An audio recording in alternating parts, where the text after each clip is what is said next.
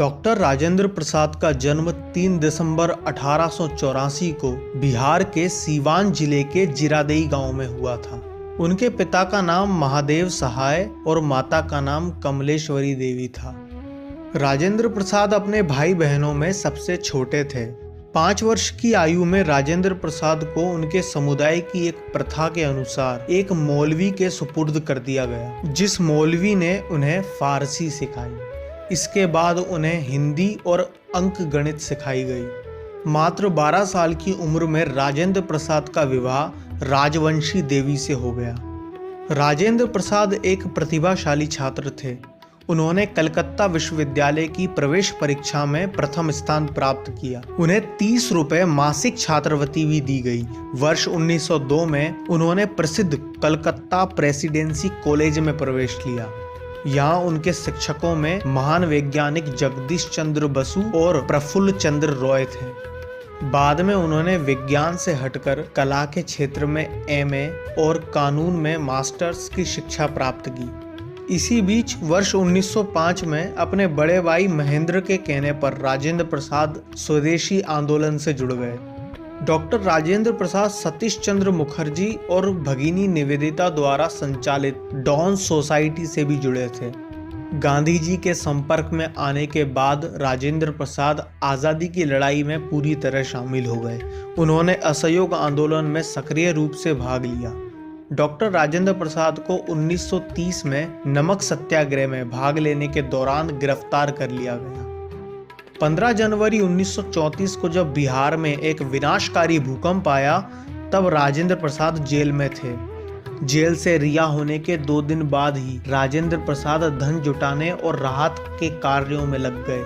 Viceroy की तरफ से भी इस आपदा के लिए धन एकत्रित किया जा रहा था। डॉक्टर राजेंद्र प्रसाद ने राहत कार्य के लिए जुटाए गए धन में 30,80,000 रुपए की राशि एकत्रित कर ली थी और वायसराय इस राशि का केवल 1/3 हिस्सा ही जुटा पाए। राहत का कार्य जिस तरह से व्यवस्थित किया गया था, उसने डॉक्टर राजेंद्र प्रसाद के कौशल को साबित किया। इसके तुरंत बाद डॉक्टर राजेंद्र प्रसाद को भारतीय राष्ट्रीय कांग्रेस के बंबई अधिवेशन के लिए अध्यक्ष चुना गया। उन्हें 1939 में महान क्रांतिकारी नेताजी सुभाष चंद्र बोस के इस्तीफे के बाद कांग्रेस के अध्यक्ष के रूप में निर्वाचित किया गया। 1946 को जब संविधान सभा को भारत के संविधान के गठन की जिम्मेदारी सौंपी गई, तब डॉक्टर राजेंद्र प्रसाद को इसका अध्यक्ष नियुक्त किया गया। आज़ादी के 2.5 साल बाद 26 जनवरी 1950 को स्वतंत्र भारत का संविधान लागू किया गया और डॉक्टर राजेंद्र प्रसाद को भारत के प्रथम राष्ट्रपति के रूप में चुना गया। राष्ट्रपति के रूप में अपने अधिकारों का प्रयोग उन्होंने काफी सूझबूझ से किया और दूसरों के लिए एक मिसाल कायम की। राष्ट्रपति के रूप में 12 साल के कार्यकाल के बाद वर्ष 1962 में डॉक्टर राजेंद्र प्रसाद सेवानिवृत्त हो गए और उन्हें देश के सर्वोच्च नागरिक सम्मान भारत रत्न से सम्मानित किया गया। सेवानिवृत्ति के बाद अपने जीवन के कुछ महीने उन्होंने पटना के सदाकत आश्रम में बिताए। 28 फरवरी 1963 को डॉक्टर राजेंद्र प्रसाद का देहांत हो गया।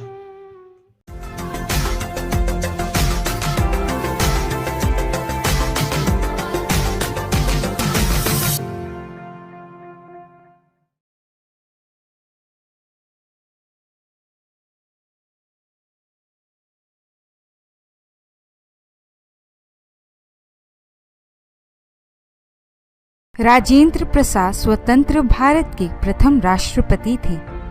26 जनवरी 1950 को जब हमारा गणतंत्र लागू हुआ, तब डॉक्टर प्रसाद को इस पद से सम्मानित किया गया था।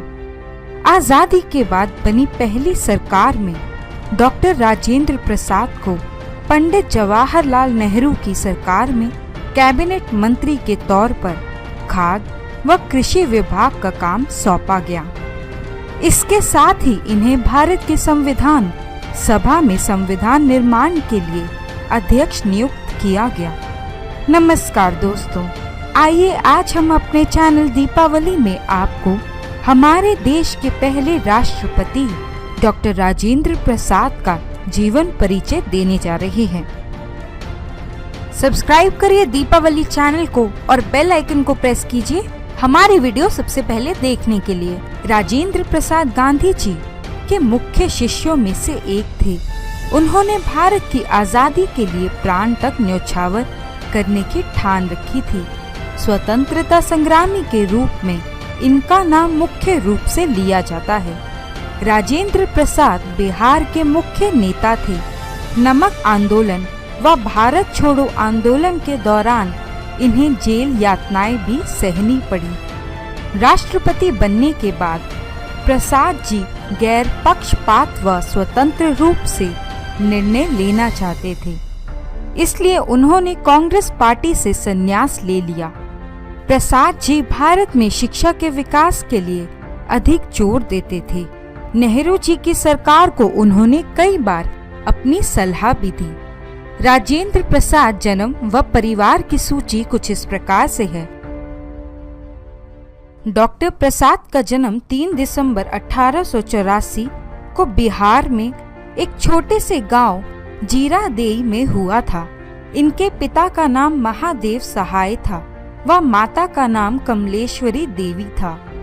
इनके पिता संस्कृत व फारसी भाषा के बहुत बड़े ज्ञानी थे, जबकि माता धार्मिक महिला थी। वह राजेंद्र प्रसाद को रामायण की कहानियां भी सुनाया करती थी। डॉक्टर प्रसाद का विवाह 12 साल की छोटी सी उम्र में ही हो गया था। उनकी पत्नी का नाम राजवंशी देवी था। चलिए अब डॉक्टर राजेंद्र प्रसाद की शिक्षा के बारे में कुछ बातें करते हैं। 5 साल की उम्र में ही प्रसाद के माता पिता उनको एक मौलवी के यहाँ भेजने लगे थे, ताकि वह फारसी, उर्दू, हिंदी का ज्ञान प्राप्त कर सके। डॉक्टर राजेंद्र प्रसाद की प्रारंभिक शिक्षा उन्हीं के गांव जीरादेई में हुई। पढ़ाई की तरफ इनका रुझान बचपन से ही था। अपने भाई महेंद्र प्रताप के साथ वह पटना के टीके घोष अकेडमी में जाने लगी। इसके बाद यूनिवर्सिटी ऑफ कोलकाता में प्रवेश के लिए परीक्षा दी, जिसमें वह बहुत अच्छे नंबरों से भी पास हुए। जिसके बाद उन्होंने हर महीने 30 रुपए की स्कॉलरशिप मिलने लगी। उनके गांव में पहली बार किसी युवक ने कलकत्ता विश्वविद्यालय में प्रवेश पाने में सफलता प्राप्त की थी, जो निश्चित ही राजेंद्र प्रसाद और उनके परिवार के लिए गर्व की बात थी। 1902 में प्रसाद जी ने प्रेसिडेंसी कॉलेज में दाखिला लिया, जहां से इन्होंने स्नातक किया।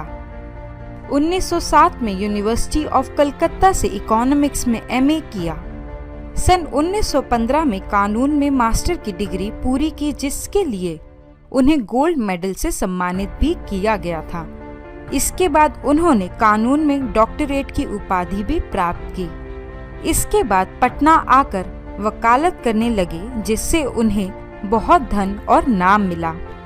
सादगी, सेवा, त्याग, देशभक्ति और स्वतंत्रता आंदोलन में अपने आप को पूरी तरह से होम कर दिया था। डॉक्टर राजेंद्र बाबू अत्यंत सरल और गंभीर प्रकृति के व्यक्ति थे। वे सभी वर्ग के लोगों से सामान्य व्यवहार रखते थे। राजनीति में डॉक्टर प्रसाद का पहला कदम। बिहार में अंग्रेज सरकार के नील के खेत थे। सरकार अपने मजदूर को उचित वेतन नहीं देती थी। 1917 में गांधी जी ने बिहार आकर इस समस्या को दूर करने की पहल की। उसी दौरान डॉक्टर प्रसाद गांधी जी से मिले।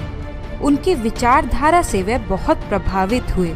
1919 में पूरे भारत में सविनय आंदोलन की लहर थी। गांधी जी ने सभी स्कूल, सरकारी कार्यालयों का बहिष्कार करने की अपील की, जिसके बाद डॉक्टर प्रसाद ने अपनी नौकरी छोड़ दी।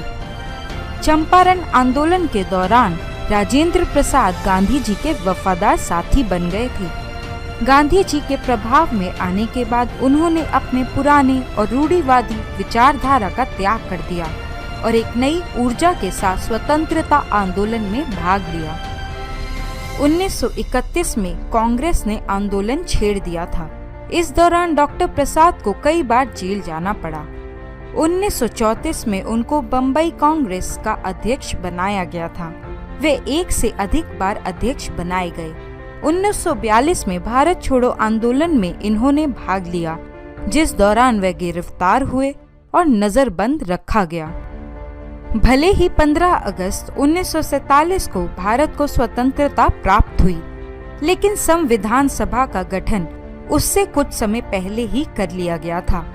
संविधान निर्माण में भीमराव अंबेडकर व राजेंद्र प्रसाद ने मुख्य भूमिका निभाई थी।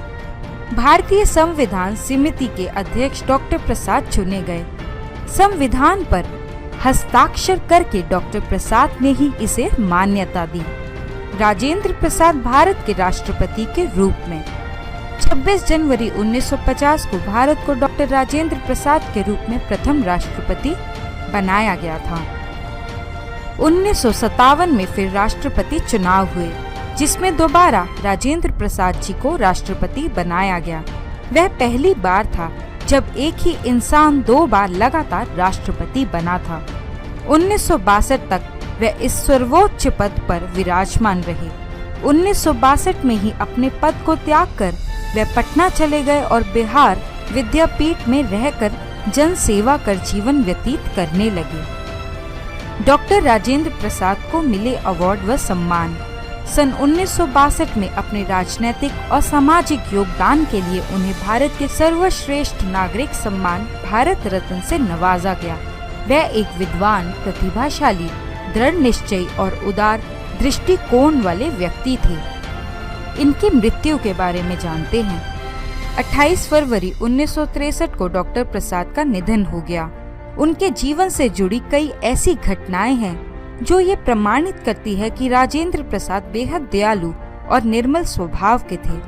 भारतीय राजनीतिक इतिहास में उनकी छवि एक महान और विनम्र राष्ट्रपति की है। पटना में प्रसाद जी की याद में राजेंद्र स्मृति संग्रहालय का निर्माण कराया गया। चलिए दोस्तों, ये था डॉक्टर राजेंद्र प्रसाद जी की जीवनी। अगर आप भी डॉक्टर राजेंद्र प्रसाद के जीवन के कुछ पहलुओं को जानते हैं तो कमेंट बॉक्स में हमारे साथ शेयर जरूर करें। हमारे वीडियो को लाइक करें और शेयर करें। दीपावली चैनल को सब्सक्राइब करें। जय हिंद, जय भारत।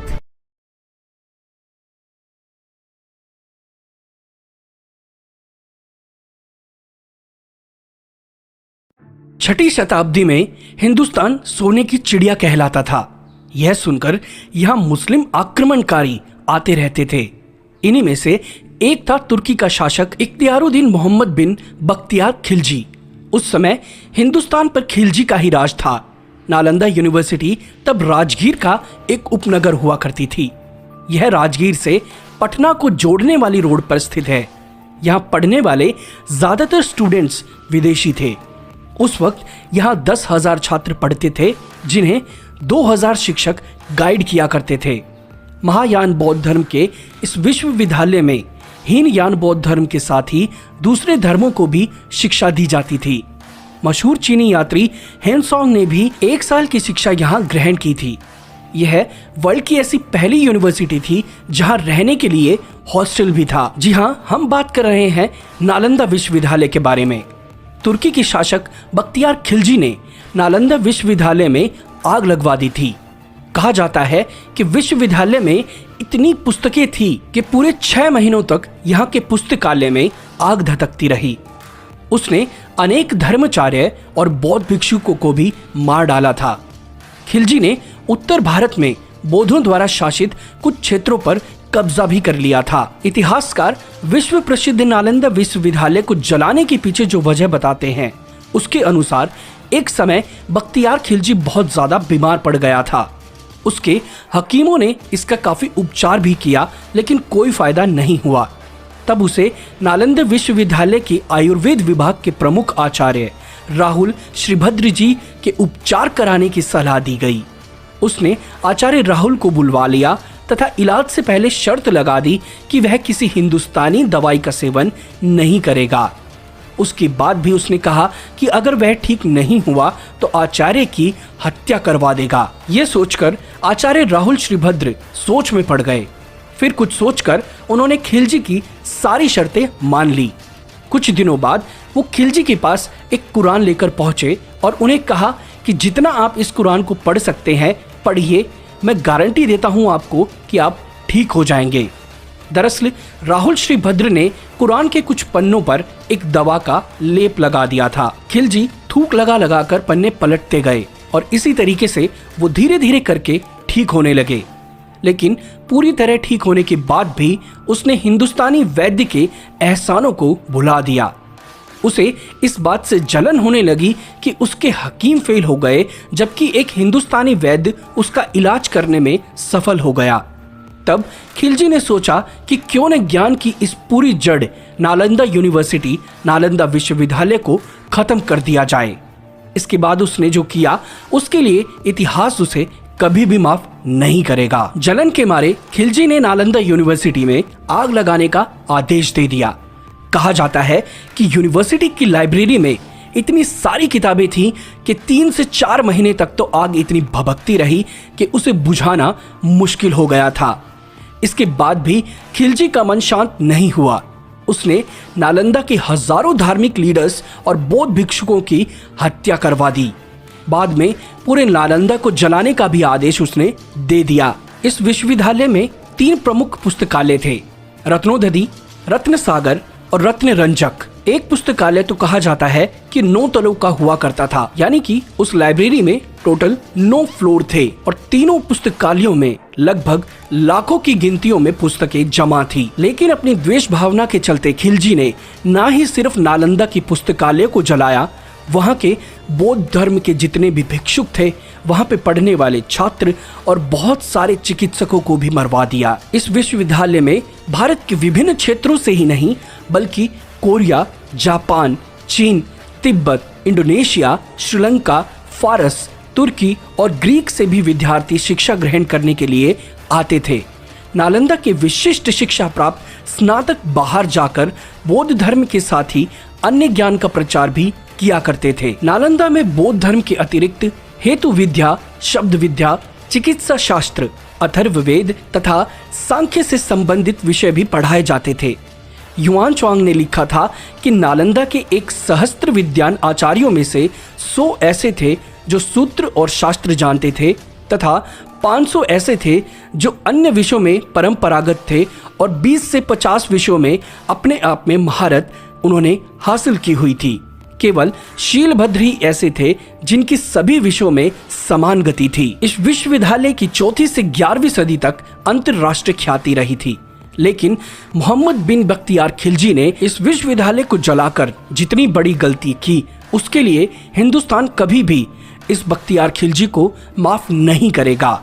1199 ईस्वी में बेशक इसे जलाकर उसने नष्ट कर दिया था, लेकिन इस कांड में हजारों दुर्लभ पुस्तकें जलकर राख हो गई, महत्वपूर्ण दस्तावेज नष्ट हो गए। कहते हैं कि अध्यापकों और बौद्ध भिक्षुकों ने अपने कपड़ों में छुपाकर कई दुर्लभ पांडुलिपियों को बचाया तथा उन्हें तिब्बत की ओर ले गए। कालांतर में इन्हीं ज्ञानी निधियों ने तिब्बती क्षेत्र को बौद्ध धर्म और ज्ञान के बड़े केंद्र में परिवर्तित कर दिया। बख्तियार खिलजी धर्मार्थ और मूर्ख था। उसने ताकत के मद में बंगाल पर अधिकार के बाद तिब्बत और चीन पर अधिकार की कोशिश की, किंतु इस प्रयास में उसकी सेना नष्ट हो गई और अधमरी हालत में उसे देवकोट लाया गया। देवकोट में ही सहायक अली मर्दान ने ही खिलजी की हत्या कर दी थी। बख्तियारपुर, जहां खिलजी को दफन किया गया था, वह जगह अब पीर बाबा का मजार बन गया है। दुर्भाग्य से कुछ मूर्ख हिंदू भी उस लुटेरे और नालंदा को जलाने वाले के मजार पर मन्नत मांगने जाते हैं। हालांकि अब नालंदा विश्वविद्यालय को काफी हद तक बचाया जा चुका है, लेकिन वो ज्ञान जो 4वीं से 11वीं शताब्दी में यहाँ बच्चों को दिया जाता था, यानी कि जो शिक्षा ग्रहण करने आते थे उन्हें दिया जाता था, वो ज्ञान शायद आज यहाँ नहीं मिलता होगा। सो दोस्तों, ये था नालंदा विश्वविद्यालय का एक छोटा सा इतिहास। अगर आपको वीडियो अच्छा लगा हो तो लाइक और शेयर करना ना भूलें। नए आए हैं चैनल पर तो कमेंट करके अपनी सुझाव दें और सब्सक्राइब करके बेल बटन ज़रूर दबाएं ताकि आने वाले सभी लेटेस्ट वीडियोस और नोटिफिकेशंस आपको जल्द से जल्द मिल सके।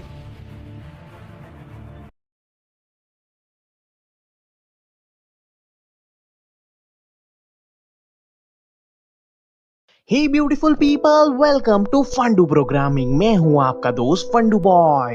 दोस्तों एक बार एक बच्चा अपनी गरीबी से इतना ज्यादा परेशान हो गया था कि उसने छोटी सी उम्र में अपने कुछ दोस्तों के सामने ये कमिटमेंट दे दिया था कि या तो मैं 35 साल की उम्र पार करने से पहले एक मिलियनर बनकर दिखाऊंगा या तो फिर मैं इस शहर की सबसे ऊंची बिल्डिंग से छलांग लगाकर अपनी जान दे दूंगा। अब भाई एक छोटे से बच्चे के मुंह से ऐसी बात सुनकर सबको बहुत ही हैरानी हुई, क्योंकि वो बच्चा उस समय पर सिर्फ घर घर जाकर पेपर ही बेचता था। तो दोस्तों एक पेपर बेचने वाले लड़के से लेकर दुनिया का सबसे अमीर इंसान बनने तक का सफर इस बच्चे ने कैसे तय किया वो मैं आज आपको सटीकता से बताऊंगा। साथ में मैं आपको कुछ ऐसे प्रैक्टिकल फॉर्मूला भी दूंगा जिसे आप आज और अभी इस्तेमाल करके अपने एक उज्जवल भविष्य का निर्माण भी कर पाओगे। तो दोस्तों इस वीडियो को पूरा जरूर देखना। दोस्तों इस बच्चे का जन्म 30 अगस्त 1930 में हुआ था और माता पिता ने उसका नाम वॉरेन बफेट रखा। वॉरेन के पिता हावर्ड बफेट जो कि एक स्टॉक ब्रोकर थे और उनकी माता हाउस वाइफ थी, और जो कि 1930 में अमेरिकन क्राइसिस चल रही थी, इसलिए वॉरेन बफेट जब 1 साल के हुए तब तक उनका पूरा परिवार कंगाल हो चुका था और गरीबी के चलते उनकी माँ कई बार अपना एक टाइम का खाना भी नहीं खा पाती थी, बल्कि वो अपने हिस्से का खाना अपने पति और बच्चों को खिला देती थी ताकि वो स्वस्थ होकर अपना काम कर सके और अपने लिए एक उज्जवल भविष्य की रचना कर सके। अब ये गरीबी देखकर वॉरेन ने अपना खर्चा खुद उठाने की सोची और 10 साल के बच्चे ने पेपर बेचने का काम शुरू कर दिया। वो हर रोज सुबह 5 बजे उठकर पेपर बेचने चले जाते थे, मगर कुछ दिन की मेहनत के बाद उन्हें पता चला कि वो इतने पैसे नहीं कमा रहे थे जितने की उन्हें जरूरत थी। ठग हारकर उन्होंने अपने कुछ दोस्तों के सामने ये कमिटमेंट कर डाला कि या तो मैं 35 साल की उम्र पार करने से पहले मैं एक मिलियनर बनकर दिखाऊंगा या तो फिर इस शहर की सबसे ऊंची वाली बिल्डिंग से छलांग लगाकर अपनी जान दे दूंगा। इसलिए जब उनकी उम्र के बच्चे अपना ज्यादातर समय खेल कूद में बर्बाद कर रहे थे, तभी उस छोटी सी उम्र में वॉरेन एक स्ट्रॉन्ग कमिटमेंट के साथ अपना लक्ष्य निर्धारित कर चुके थे, क्योंकि उनका मानना था कि एक बिना पैरों वाला इंसान भी पहाड़ की ऊंचाइयों को छू सकता है, मगर उसे पता होना चाहिए कि आखिर में उसे कहाँ पे जाना है। मगर वहीं अगर आपके पास लक्ष्य ही नहीं होगा तो फिर चाहे आपके पास 4 पैर ही क्यों ना हो, मगर फिर भी आप कहीं नहीं पहुंच पाओगे। और यही बना उनकी सफलता का सबसे पहला माइलस्टोन, क्योंकि इस कमिटमेंट के बाद वॉरेन का दिमाग अब हर एक चीज को बारीकी से समझने की कोशिश करने लगा था जिससे कि वो पैसे कमा सके। जैसे कि पेपर बेचने के साथ साथ उन्हें ये पता चला कि लोगों को कोल्ड ड्रिंक पीना भी बहुत पसंद था, मगर लोग कौन सी कोल्ड ड्रिंक पीना ज्यादा पसंद करते थे वो उन्हें नहीं पता था। इसलिए उन्होंने अपने घर की पास वाली एक दुकान से एक हफ्ते तक सारे कोल्ड ड्रिंक्स के ढक्कन जमा करने लगे, जिनमें उन्होंने देखा कि उसमें ज्यादातर ढक्कन कोको कोला के थे, जिससे उन्हें ये पता चला कि लोग कोको कोला पीना ज्यादा पसंद करते हैं। और उन्होंने पेपर के साथ साथ कोको कोला और च्युइंगम भी बेचना स्टार्ट कर दिया और देखते ही देखते वो महीने में कम से कम $175 कमाने लगे थे, जो उस समय पे एक स्कूल में पढ़ाने वाले टीचर की महीने की सैलरी से कहीं ज्यादा बड़ी रकम थी। अब ये चमत्कार इसलिए हो पाया क्योंकि उन्होंने अपना दूसरा सक्सेस प्रिंसिपल का इस्तेमाल किया था, take only result oriented actions, यानी कि दिन भर में वही काम करो जो तुम्हें तुम्हारे सपनों के करीब लेकर जाए।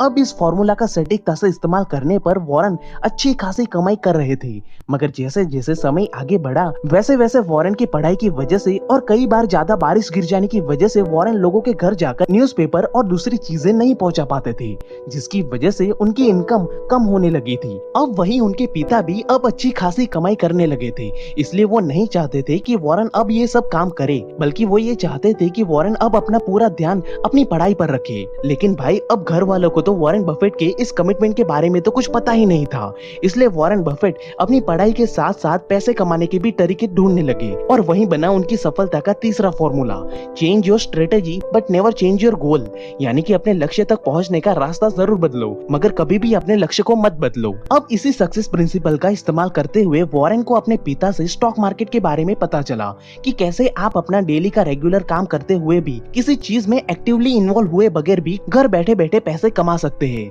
वॉरेन को यह तरीका बहुत ही मजेदार लगा क्योंकि उन्हें पता चला कि कैसे आप किसी कंपनी में कुछ शेयर खरीद कर उस कंपनी के हिस्सेदार बन सकते हो और जैसे जैसे कंपनी मुनाफा कमाएगी वैसे वैसे आपकी हिस्सेदारी के पैसे भी बढ़ने लगते हैं। अब इस स्टॉक मार्केट के बारे में वॉरेन ने अपने पिता से और किताबों से और ज्यादा जानकारी हासिल करना स्टार्ट कर दिया। तभी उन्हें स्टॉक मार्केट के बारे में कुछ अच्छी और कुछ बुरी बातें पता चली, जैसे कि उन्हें यह पता चला कि स्टॉक मार्केट एक रिस्की सेक्टर है अपने पैसों को इन्वेस्ट करने के लिए, मगर ये मार्केट उन्हीं लोगों के लिए रिस्की है जिन्हें इस मार्केट को हैंडल करना नहीं आता। जिस प्रकार मेरे जैसे बच्चे के लिए नई नई कार चलाना बहुत ही रिस्की है, क्योंकि ना मैंने कभी कार चलाई है और ना ही मैंने कभी कार चलानी सीखी है। इसलिए अगर मैं अभी बिना सीखे डायरेक्टली कार चलाने लग जाऊं तो 100% श्योरिटी है कि मेरा एक्सीडेंट हो ही जाएगा और मैं नई नई कार के साथ साथ अपनी जान से भी हाथ धो बैठूंगा। ठीक यही चीज स्टॉक मार्केट के साथ भी होती है कि कई सारे लोगों को स्टॉक मार्केट को सही तरीके से हैंडल करना या इस्तेमाल करना आता ही नहीं है और वो बिना सोचे समझे अंधाधुंध इन्वेस्टमेंट करने लगते हैं,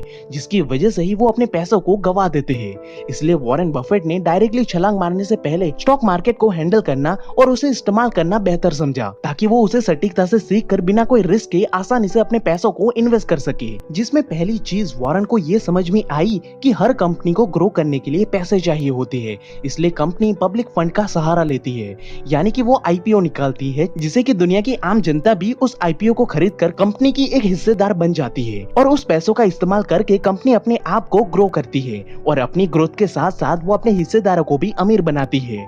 जैसे कि एग्जांपल देखे तो एक कंपनी की वैल्यू है 3 करोड़ रुपए और उसने अपने 3 लाख शेयर मार्केट में निकाले तो उसके हर एक शेयर की कीमत होगी 100 रुपीज। अब अगर आप उसके 20 शेयर खरीदते हो तो आप उस कंपनी में 2000 रुपए के हिस्सेदार बन जाते हो और उसी हिस्से को कहते हैं शेयर। अब कंपनी आपके पैसों का इस्तेमाल करके ग्रो करती है और मान लो कि फ्यूचर में उसकी वैल्यू 6 करोड़ हो जाती है तो अब उसके एक शेयर की कीमत 100 रुपए से बढ़कर 200 रुपए हो जाएगी, यानी कि अब आपके इन्वेस्ट किए गए 2000 रुपए अब बन जाएंगे 4000 रुपए। मगर वहीं अगर कंपनी का मैनेजमेंट खराब है और वो बिजनेस में ग्रो नहीं कर पाती है तो उसके लॉस की वजह से शेयर की कीमत भी कम हो जाती है और इसी वजह से मार्केट में उतार चढ़ाव आता है। इसलिए इस मार्केट में सफलता पाने के लिए वॉरेन बफेट ने बेंजामिन ग्राहम की किताब द इंटेलिजेंट इन्वेस्टर से 2 रणनीति सीखी, जिसमें उनकी पहली रणनीति ये थी कि मार्केट की रेप्यूटेड कंपनी जिनका मैनेजमेंट और प्रोसेस बहुत ही स्ट्रांग हो मगर खराब हालतों की वजह से जब उसके शेयर की प्राइस कम होती है तब उसे खरीद लो, क्योंकि अगर आपकी कार का ड्राइवर अगर अच्छा हो तो वो खराब सिचुएशन में आपकी कार को स्लो जरूर करेगा लेकिन कभी भी आपकी कार को गिरने नहीं देगा और जैसे ही खराब रोड खत्म होगी तो वो ड्राइवर या ऑर्गेनाइजेशन आपकी कार को फिर से फुल स्पीड में भगाना स्टार्ट कर देगा और जब आपकी कार स्पीड पकड़ लेगी यानी कि आपकी कंपनी मुनाफा कमाने लग जाए तब उसी कम प्राइस में खरीदे हुए शेयर को मार्केट में आप प्रॉफिट के साथ बेच दो और ऐसा करने से आपको कभी स्टॉक मार्केट में नुकसान होगा ही नहीं। वहीं अब दूसरी बात उन्होंने ये सीखी कि जो चीजें आप रोजमर्रा की जिंदगी में इस्तेमाल करते हो उसी कंपनी के शेयर को आप खरीदो, यानी कि जैसे वॉरेन बफेट न्यूज़पेपर बेचते थे तो उन्हें ये पता था कि लोगों के बीच में कौन सा न्यूज़पेपर सबसे ज्यादा पॉपुलर था तो वो उसी पॉपुलर न्यूज़पेपर के शेयर को खरीदना पसंद करते थे जो आम लोगों की रोजमर्रा की जिंदगी का एक हिस्सा था, क्योंकि ऐसी कंपनी कभी लॉस नहीं जाती क्योंकि उन्होंने आम लोगों के साथ एक गहरा रिश्ता बना लिया होता है। और अपनी इसी रणनीति के साथ वॉरेन ने अपने पिता के साथ मिलकर लॉन्ग टर्म इन्वेस्टमेंट करना स्टार्ट कर दिया, जिसका नतीजा ये आया कि उन्होंने सिर्फ 14 साल की उम्र में अपने लिए 40 एकड़ की जमीन भी खरीद ली और कॉलेज खत्म करते करते वो $98,000 कमा चुके थे, यानी कि करीब 60 से 70 लाख रुपए।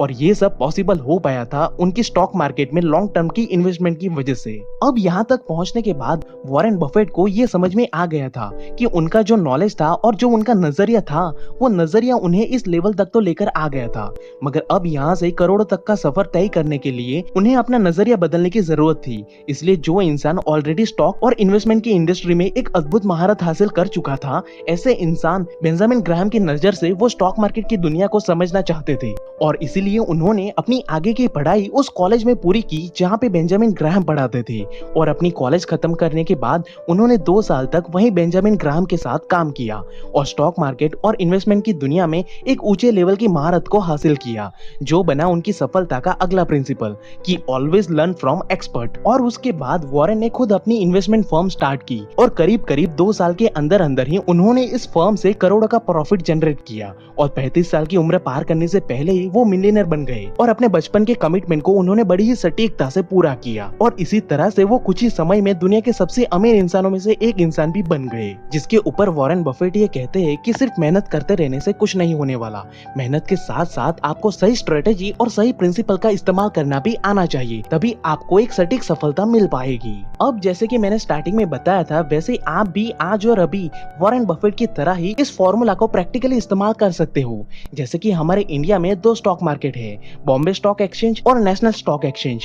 आप इन दोनों में से किसी भी मार्केट में अपना पैसा इन्वेस्ट कर सकते हो, मगर इसमें इन्वेस्ट करने के लिए आपको एक डीमैट अकाउंट ओपन करवाना जरूरी होता है, क्योंकि जिस तरह से आपके बैंक अकाउंट में पैसे रखे होते हैं वैसे ही डीमैट अकाउंट में शेयर रखे जाते हैं। और ये डीमैट अकाउंट आप आज और अभी एंजल ब्रोकिंग की मदद से फ्री में ही ओपन करवा सकते हो, जो डायरेक्टली आपके बैंक के सेविंग अकाउंट से लिंक होगा, जिससे कि कमाए हुए पैसे डायरेक्टली आपके बैंक अकाउंट में ही जमा हो जाएंगे। और एंजल ब्रोकिंग के थ्रू डीमैट अकाउंट ओपन करवाने से आपको म्यूचुअल फंड इन्वेस्टमेंट, ट्रेडिंग और कमोडिटी जैसी कई सारी सुविधा भी मिल जाती है। साथ ही साथ ये आपको नो एनुअल मेंटेनेंस चार्ज जैसी सुविधा भी उपलब्ध करवाता है, जो कि ये प्लेटफॉर्म बहुत ही इजी टू अंडरस्टैंड है, इसलिए कोई भी नौसिखिया इंसान इस प्लेटफॉर्म का इस्तेमाल करके ट्रेडिंग एंड इन्वेस्टमेंट बहुत ही आसानी से कर सकता है। जहाँ पे ट्रेडिंग का ब्रोकरेज 20 रुपीज पर ऑर्डर लिया जाता है। साथ ही साथ ये प्लेटफॉर्म भरोसे और सिक्योरिटी का भी पूरा ध्यान रखती है।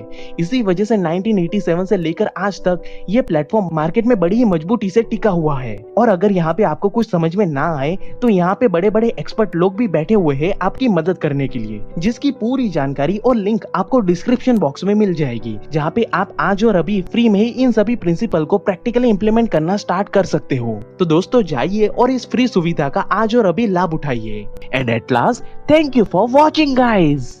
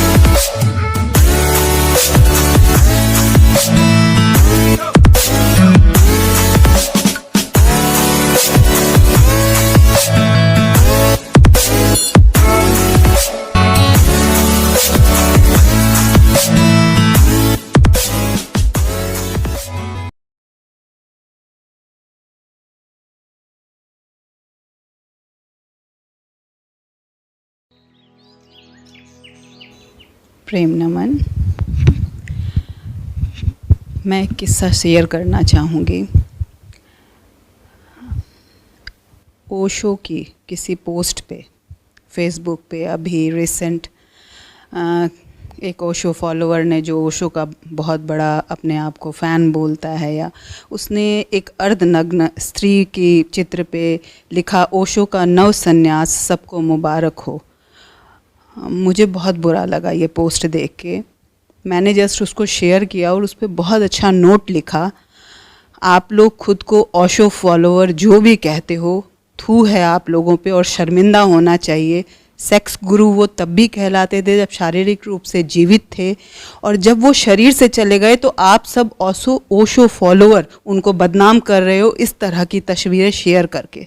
आप लोगों को विरोध करना चाहिए। और मुझे आश्चर्यचकित हुआ, उस पिक पे 100 से ज़्यादा लाइक्स एक घंटे में आ गए, 400 से ज़्यादा लाइक्स एंड 100 से ज़्यादा कमेंट। और उसमें जो महिला ओशो फॉलोअर थी उनका सबसे ज़्यादा विरोध मेरे प्रति था। उनका ये कहना था, तुमको वो नज़र आया जो तुम्हारे अंदर खुद है, तुमको गंदगी ही क्यों नज़र आई, तुमने वो शब्द क्यों देखा। तो मैंने जवाब में मैं जितना देते गई उतना लंबा ये पोस्ट होता गया। मैं बहुत व्यथित हुई इस चीज़ से, मैं बहुत रोई उस दिन जे अपने गुरु का ये सम्मान। मैं एक ओशो आश्रम में भी गई थी, जहाँ जब हम रात को सोए ओशो की फ़ोटो लगी थी सामने, तो हमारा पैर उस तरफ था, तो मैंने उस फ़ोटो को उठा के साइड में रख दिया।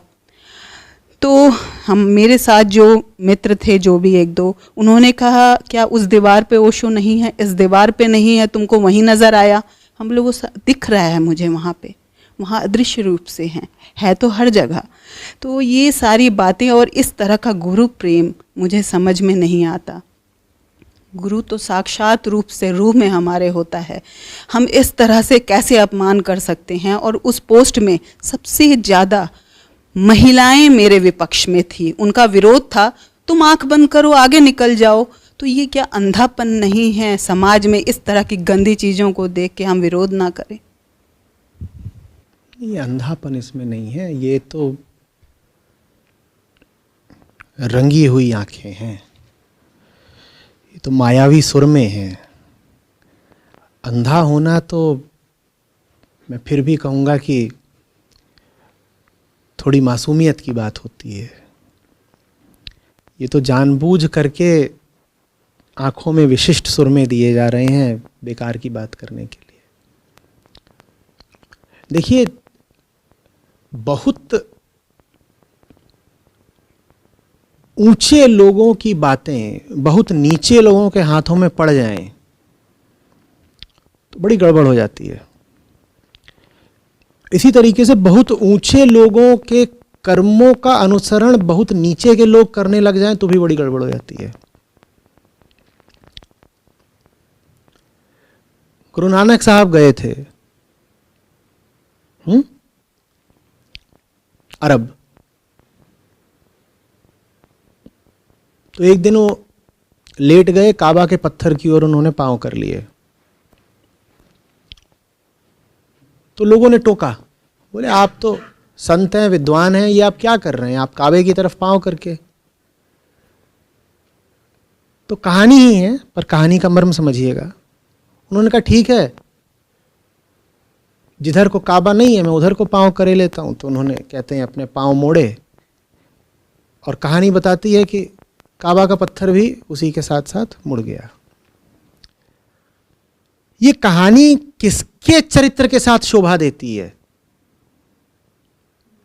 गुरु नानक साहब के साथ। उन्हें हक है ये करने का कि वो कहें कि मैं किधर को भी पांव करके सो जाऊंगा। आम आदमी को ये हक नहीं है कहने का कि इधर को क्यों ना करें और उधर को क्यों ना करें, उधर को वहां ख्याल रखना पड़ेगा ना। जो ऐसा हो गया हो कि उसके लिए सगुण निर्गुण सब एक हो गए, उसे अब सगुण में भेद और विवेक की कोई जरूरत नहीं। वास्तव में विवेक भी तभी तक चाहिए जब तक आप पूरी तरह मुक्त नहीं हुए। विवेक का अर्थ होता है भेद, और जब तक आप पूरी तरह मुक्त नहीं हुए तब तक आपको भेद करना चाहिए। किस दीवार पर गुरु की तस्वीर नहीं है और किस दीवार पर है, इसमें आपको अंतर करना होगा। आप गुरु नानक थोड़े ही हो भाई। अभी यह बात किसी गुरु नानक को ही शोभा देती है कि वो काबा की ओर भी पांव करके सो जाएं। उनसे नीचे के किसी आदमी ने यह हरकत करी तो यह बदतमीजी है और इसकी सजा मिलनी चाहिए। इसी तरीके से भगवान बुद्ध के जीवन के साथ जुड़ी हुई कथा है। अब दोनों कथाएं ही बता रहा हूं, पर मर्म समझिएगा। कि एक दफे ध्यान में बैठे हुए थे, सब सुनी ही रखी होगी आप तो, अगर ओशो को पढ़ी हैं तो ये उन्होंने भी कई दफे सुनाई होगी।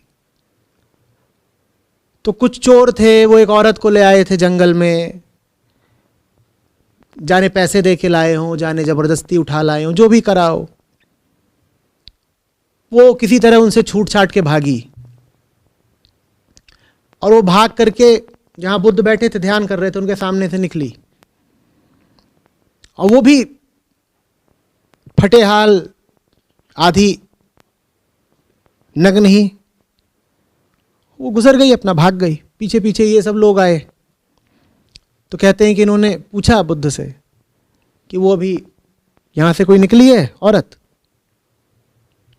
तो बुद्ध चुप रहे। तो उन्होंने जोर मारा, धमकाया, जो भी करा। बोले दिखा कैसे नहीं तुमको? एक तो स्त्री थी, वो भी निर्वस्त्र, ऐसा कैसे हुआ कि तुमने ध्यान नहीं दिया? तो बुद्ध बोले कि हम अब उस दशा में आ गए हैं जहां हमको स्त्री पुरुष वगैरह बहुत समझ में आता नहीं है, और ये भी हमें बहुत दिखाई नहीं देता कि कपड़े किसने कितने पहन रखे हैं। ये बात भी शोभा देती है तो किसी बुद्ध को शोभा देती है कि नंगी औरत भी सामने है तो क्या हो गया, पदार्थ ही तो है, देह है। जो लोग नग्नता की पैरोकारी कर रहे हैं उनसे पूछिए कि ठीक है, बिल्कुल ठीक, तुम्हारी बात सही है कि शरीर ही तो है, क्या हो गया? शरीर में कौन सा जहर है? शरीर में कौन सा अपराध है?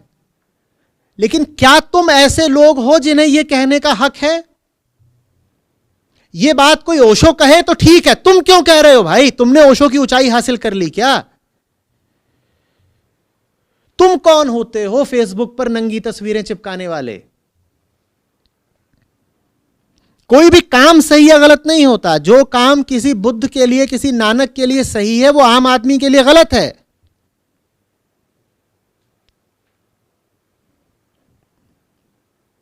दोनों के लिए मापदंड एक तो नहीं हो सकते ना।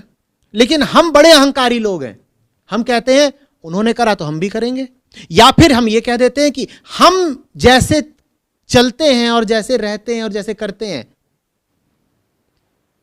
बुद्धों को भी वैसे ही होना चाहिए। और बुद्ध अगर वैसे नहीं है जैसे हम थे, तो हम बुद्ध का भी या तो अपमान कर देंगे या फिर बुद्ध के जीवन से वो घटनाएं ही मिटा देंगे जहां वो हमारे जैसे नहीं थे। ये हमारी जड़ता और हमारे अहंकार का प्रमाण है। बात समझ में आ रही है? बहुत बातें हैं जिन्हें कहने का हक अर्जित करना पड़ता है। हक अर्जित किए बिना अगर वो बात कह दी तो ये दुस्साहस हो गया, धृष्टता हो गई। नहीं कहनी चाहिए वो बातें, रोक देना चाहिए। तुम मत बोलो। मैंने कितनी दफे कहा है कि मत बोला करो अहम ब्रह्मास्मि। ये बात उपनिषद के किसी ऋषि को शोभा देती है, तुम्हें नहीं शोभा देती। तुम क्यों बोल रहे हो भाई? उन्होंने बोला, वो हकदार थे बोलने के, तुमने कैसे बोल दिया? तुम ब्रह्म हो क्या? वो थे ब्रह्मविद, वो थे ब्रह्मलीन, तो उन्होंने बोल दिया अहम ब्रह्मास्मि। तुम ब्रह्मविद हो क्या? तुम नहीं हो तो तुम क्यों इतनी आसानी से बोल देते हो? कबीर साहब बोल गए माला फिर उन्हें जप करूं मुंह से कहूं ना राम। कबीर साहब बोल दें कि माला नहीं फिरता, जप नहीं करता, राम नहीं बोलता, उनका हक है, उन्हें शोभा देता है। तुम कौन होते हो कहने वाले कि सुमिरन मेरा हरि करें मैं पाऊं विश्राम? अपनी औकात देखो, तुम्हारा सुमिरन हरि करेंगे। कबीरों का सुमिरन हरि करा करते हैं क्योंकि वो कबीर हैं, उन्होंने अर्जित करा है वो स्थान। तुमने अर्जित करा है, तुम क्यों नकल करके उनकी बात बोल रहे हो? और अहंकार को बड़ा सुंदर लगता है ना, बड़ा आकर्षक लगता है। कबीरा मन निर्मल भया जैसे गंगा नीर, पाछे पाछे हरि फिरे कहत कबीर कबीर। कहीं ये तो सही है, अभी तक तो कुत्ते ही फिरते थे हमारे पीछे, वो भी बिल्कुल मरियल खुजली वाले, जहां निकले वही पीछे लग जाते थे, भौंकते और थे। ये तो हमारा बड़ा सम्मान हो गया, बड़ी प्रगति, बड़ी प्रोन्नति हो गई कि जिसके पीछे कोई भिखारी भी नहीं आता था, उसके पीछे अब हरि आ रहे हैं। तो हमको भी बड़ा मजा आता है दोहराने में कि पाछे पाछे हरि फिरे कहत कबीर कबीर। देखो भाव कितने खा रहे हैं हम मुड़ के नहीं देख रहे, हम ऐसे चल रहे हैं।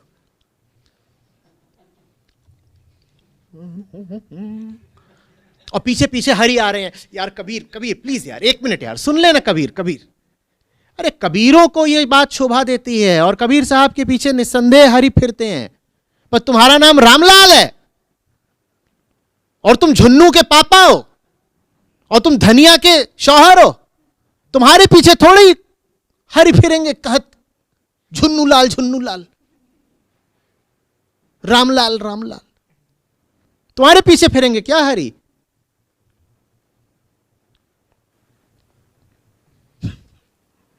लेकिन नहीं, कुछ भी। और ये जो कह रहे हैं कि आपको तस्वीर में नग्नता ही क्यों दिखाई दी, उनसे ये भी तो पूछ लो। बिल्कुल ठीक बात, मुझे तस्वीर में नग्नता ही क्यों दिखाई दी। तो मुझे ये बताओ, ओशो ने दुनिया भर के विषयों पर बोला, तुम्हें उनकी बातों में सिर्फ सेक्स को ही चुनने में क्यों रुचि है? अष्टावक्र संहिता पर ओशो ने इतना मोटा साहित्य खड़ा कर दिया है, और गीता पर वांग्मय है, और पतंजलि योग सूत्र पर है। दुनिया का कोई ही उत्कृष्ट ग्रंथ होगा जिस पर ओशो ने नहीं बोला हो, बल्कि ऐसे ऐसे ग्रंथों पर बोला है जिन पर ओशो से पहले किसी ने नहीं बोला।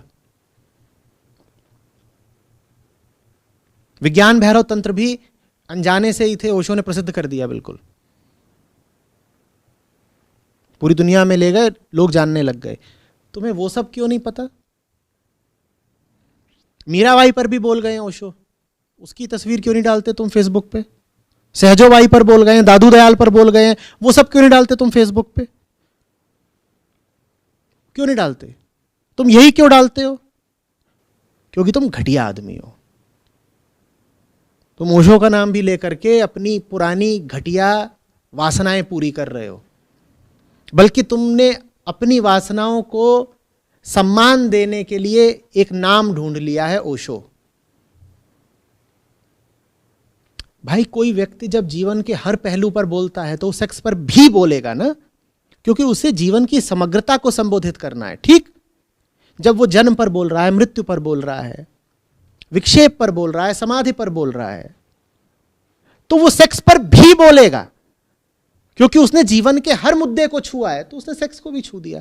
तुम मुझे ये बताओ कि उनकी सारी किताबों को हटा करके तुम्हें उनके सेक्स संबंधी वीडियो ही क्यों दिखाई देते हैं, और जो उनके कुछ सेक्स संबंधी लेख हैं या वक्तव्य हैं वही क्यों याद है? बाकी सबकी बात कौन करेगा? मुझे बताना, सहजोबाई पर जो कुछ बोला है ओशो ने, वो तुमने कितना पढ़ा? बोलो। या लाउत्जू पर जो बोला है, या चुआंगजू पर जो बोला है, या सूफियों पर जो बोला है, बताओ, उसकी तुम चर्चा क्यों नहीं करते कभी? क्योंकि नीच आदमी हो।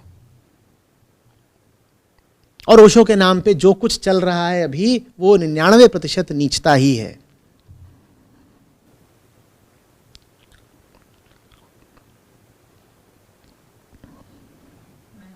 के बाद किसी ओशो आश्रम में कभी नहीं गई, क्योंकि मुझे उनका फॉलोअर नहीं बनना है। मुझे उन्होंने जो कहा है उस पर चलना है, और मैं उनसे बहुत प्रेम करती हूँ।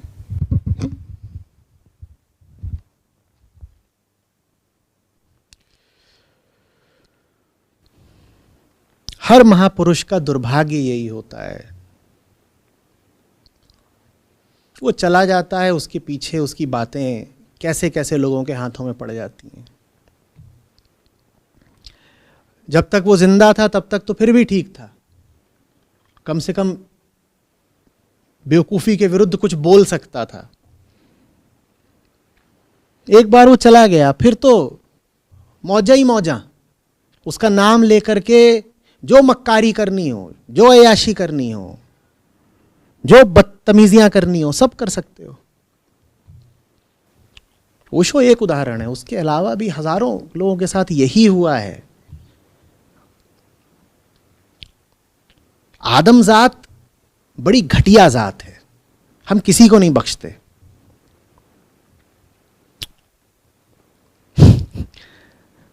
गुरु वगैरह तो चलो फिर भी छोटी चीज हुए, हम अवतारों पैगंबरों को नहीं बख्शते। हम उनको भी अपनी कठपुतली बना लेते हैं। हम कहते हैं वो भी वही बोलेंगे जो मैं चाहता हूं।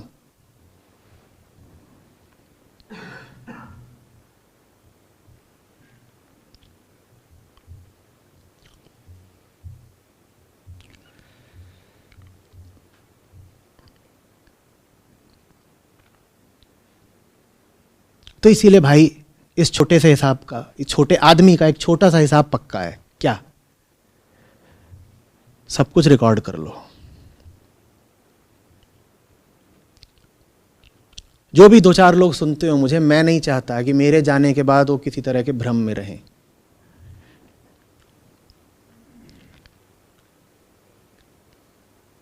टेक्नोलॉजी भाव निरपेक्ष होती है, मत निरपेक्ष होती है। टेक्नोलॉजी न्यूट्रल होती है, उसका किसी तरह कि किसी मत में, किसी विश्वास में कोई यकीन नहीं होता। तो मुझे जो कुछ कहना है मैं सब टेक्नोलॉजी को दिए जा रहा हूं, ताकि बाद में कोई घपला हो ही ना। बस हैक वैक मत कर लेना। कई लोग शौकिया ही ये सब करने लग जाते हैं कि चलो करके देखें।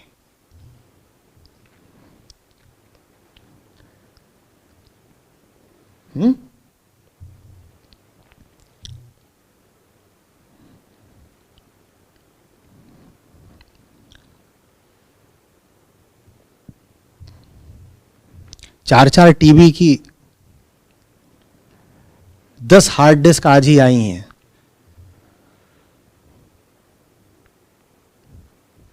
बहुत सल से संदेश आया, 50,000 रुपए। मैं कहा कर क्या रहे हो उसका? बोले लग रहा है 10 हार्ड डिस्क आज ही आई हैं। और आप इतना बोलते क्यों हैं?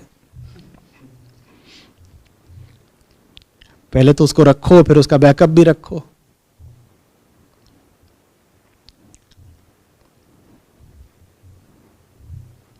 इसीलिए जरूरी होता है। हालांकि इसके बाद भी किसी तरह की कोई गारंटी नहीं है कि मिलावट नहीं होगी।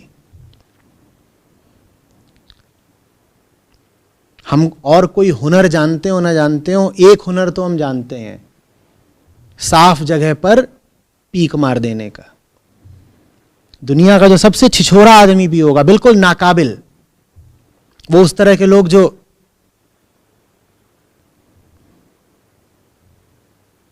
होटलों से चम्मच चुराते हैं, उस तरीके के लोग, वो भी एक हुनर जानता है। क्या? जहां सफाई देखो वहां गंदा कर दो। ये हुनर सब में होता है। कुछ कर नहीं सकते तो जहां कुछ हो रहा हो वहां मूत दो। माहिर हैं हम इसमें।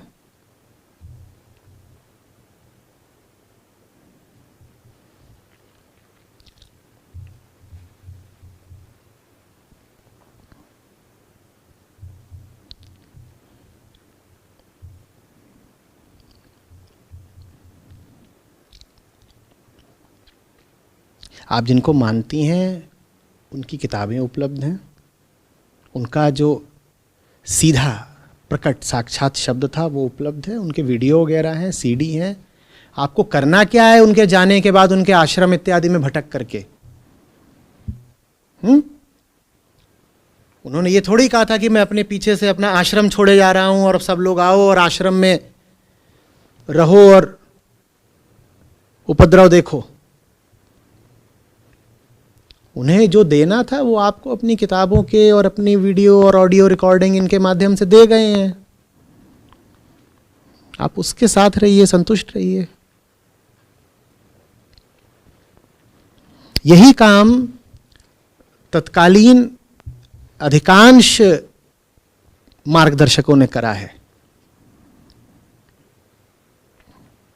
कृष्णमूर्ति साहब भी यही कर गए।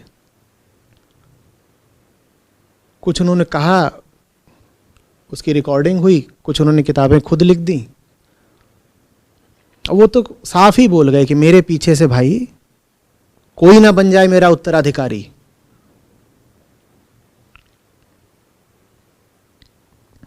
कि जैसे है ना कि ओशो के जाने के बाद ओशो जैसी दाढ़ी रख लो और अपने नाम के साथ ओशो जोड़ दो। तो ये देखो, ये हैं तो युवराज। कृष्णमूर्ति साहब बोल गए कुछ नहीं। रमण महर्षि भी अपने पीछे से कोई विरासती थोड़ी ही छोड़ गए थे। हाँ, अब बहुत लोग हैं जो अपने आप को उनका वंशज बताने लग गए हैं और कहने लग गए हैं कि हम तो उनके मत से हैं, उनकी धारा से हैं। वो अलग बात है, पर उन्होंने थोड़ी कुछ कहा था। उनके वक्तव्य उपलब्ध हैं, उनके द्वारा रचित ग्रंथ उपलब्ध हैं, आप उनके पास जाइए ना सीधे।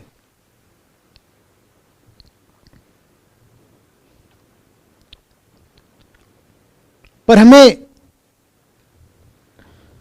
सत्य की नहीं तलाश होती, हमें सत्य के नाम पर भी समाज की ही तलाश होती है।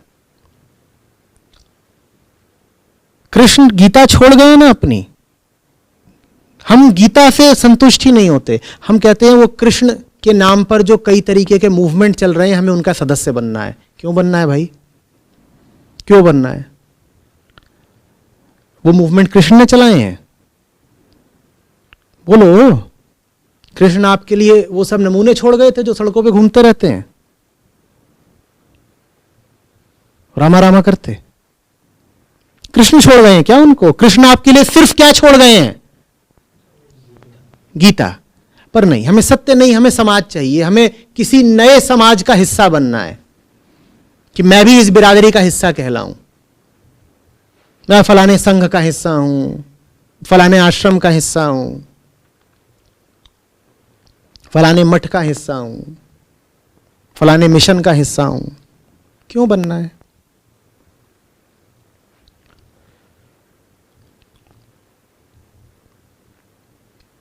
जब तक राह बताने वाला जिंदा है, सीधे सीधे उसके सामने बैठ लीजिए। जब वो नहीं है, तब उसकी लिखी बात उपलब्ध हो, साहित्य हो या रिकॉर्डिंग हो, वो देख लीजिए। ये बाकी सब अंडू पंडू के चक्कर में मत पड़िएगा।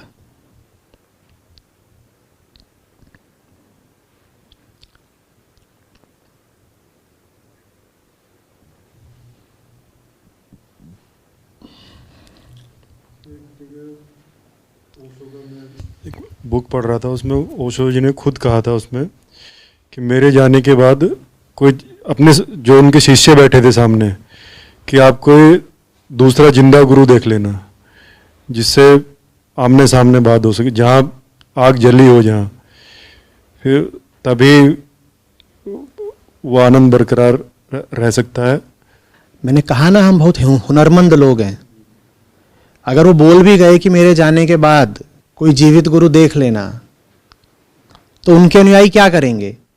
वो आपस में ही किसी को विभूषित कर देंगे कि तुम ही हो जिंदा गुरु, लो तुम बन जाओ, और उसको कुछ नाम दे देंगे, कुछ भी। मान लो उसका नाम है झुन्नू लाल, तो उसको नाम कर देंगे ओशो झुन्नू लाल। उसी को पूजना शुरू कर देंगे। आसान है ना, उसकी दाढ़ी बढ़ा दो, ओशो ऐसी टोपी पहना दो। ओशो के पास मान लो रॉल्स रॉयस थी, तो उसको मारुति 800 दे दो।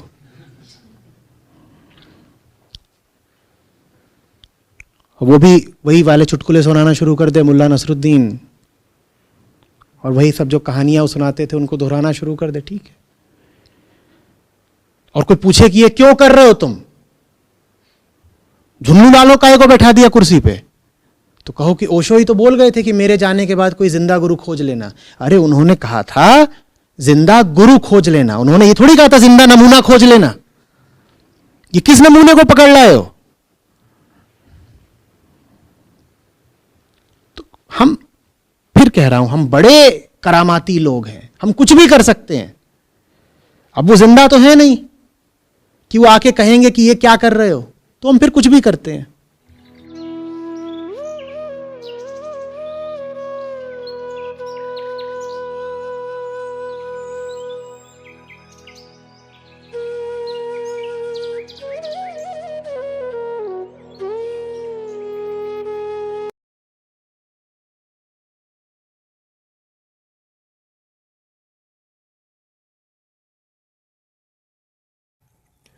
Hello dear student, welcome back. इस वीडियो में आपको पढ़ाने वाला हूं भगत सिंह के बारे में। देखिए, जैसा कि आप सब लोगों ने डिमांड की थी कि भगत सिंह के बारे में पढ़ाओ, तो इसीलिए मैं ये वीडियो लाया हूं आप सबके लिए। तो इसमें मैं उन तथ्यों को आपको बताने वाला हूं जो तथ्य शायद ही आपने पढ़े हों। तो चलिए इस वीडियो की शुरुआत करते हैं और पढ़ते हैं भगत सिंह के बारे में। भगत सिंह और उनका जीवन परिचय। ये जो आप तस्वीर देख रहे हैं भगत सिंह की, यही तस्वीर है वास्तविक तस्वीर। क्यों? क्योंकि जब उन्हें फांसी हुई थी तब द ट्रिब्यून नाम के अखबार ने इसी तस्वीर को छापा था। तो यही है ओरिजिनल तस्वीर। भगत सिंह का जन्म 28 सितंबर 1907 या 19 अक्टूबर 1907 को पंजाब प्रदेश के बंगा नामक स्थान पर हुआ था। देखिए यहाँ पर 28 सितंबर और 19 अक्टूबर मैंने क्यों लिखा है, ये लिखा इसलिए है कि कहीं कहीं आपको 28 सितंबर 1907 लिखा मिलेगा तो कहीं कहीं 19 अक्टूबर 1907 लिखा हुआ मिलेगा। तो इसीलिए मैंने यहाँ पे दोनों को लिख दिया है, क्योंकि अलग अलग किताबों में अलग अलग तरह के लिखा हुआ मिलेगा आपको। और यहाँ पर पंजाब प्रदेश, कौन सा पंजाब, जो कि पाकिस्तान में है, तो वहाँ के एक बंगा गांव में हुआ था उनका जन्म। तो आपको मैंने यहाँ पे लिख दिया है, जो कि आसानी से आपको समझ में आ जाएगा। भगत सिंह के पिता का नाम सरदार किशन सिंह था तथा माता का नाम विद्यावती कौर था। तो आपको यहाँ पर मैंने बेसिक डिटेल बताई है जो भगत सिंह के बारे में, उसको आप यहाँ पे याद रखें। और ये क्वेश्चन भी यहाँ से पूछे जा सकते हैं, तो इनको बहुत अच्छे से आप याद रखें, क्योंकि पिता का नाम, माता का नाम और उनकी जन्म के बारे में शायद आपसे ना पूछे महीना, क्योंकि बहुत ज़्यादा कन्फ्यूजन है, क्योंकि ज़्यादातर इतिहासकार हैं वो 19 अक्टूबर लिखते हैं और 28 सितंबर कहीं कहीं लिखा हुआ है। तो इसलिए 1907 याद रखें बस। 13 अप्रैल 1919 को अमृतसर के जलियांवाला बाग में एक घटना हुई जिसे जलियांवाला बाग कांड के नाम से जाना जाता है। इस घटना ने भगत सिंह के अंदर एक ऐसी सोच को जन्म दिया जो अंग्रेजों के लिए बड़ी घातक सिद्ध हुई। इस घटना के समय भगत सिंह लाहौर के नेशनल कॉलेज के छात्र थे, परंतु उन्होंने अपनी पढ़ाई को छोड़कर स्वतंत्रता प्राप्ति के अभियान में जुट गए। आपको यहाँ पे क्या याद रखना है? यहाँ पे याद रखना है कि जलियांवाला जो घटना हुई थी वो कब हुई थी? 13 अप्रैल 1919 को हुई थी। तो ये याद रखना। और दूसरी बात याद रखना है कि जो भगत सिंह नेशनल कॉलेज में पढ़े हुए थे, और ये नेशनल कॉलेज कहाँ है? लाहौर, आधुनिक पाकिस्तान में। ठीक है, तो ये भी आपको याद रखना है।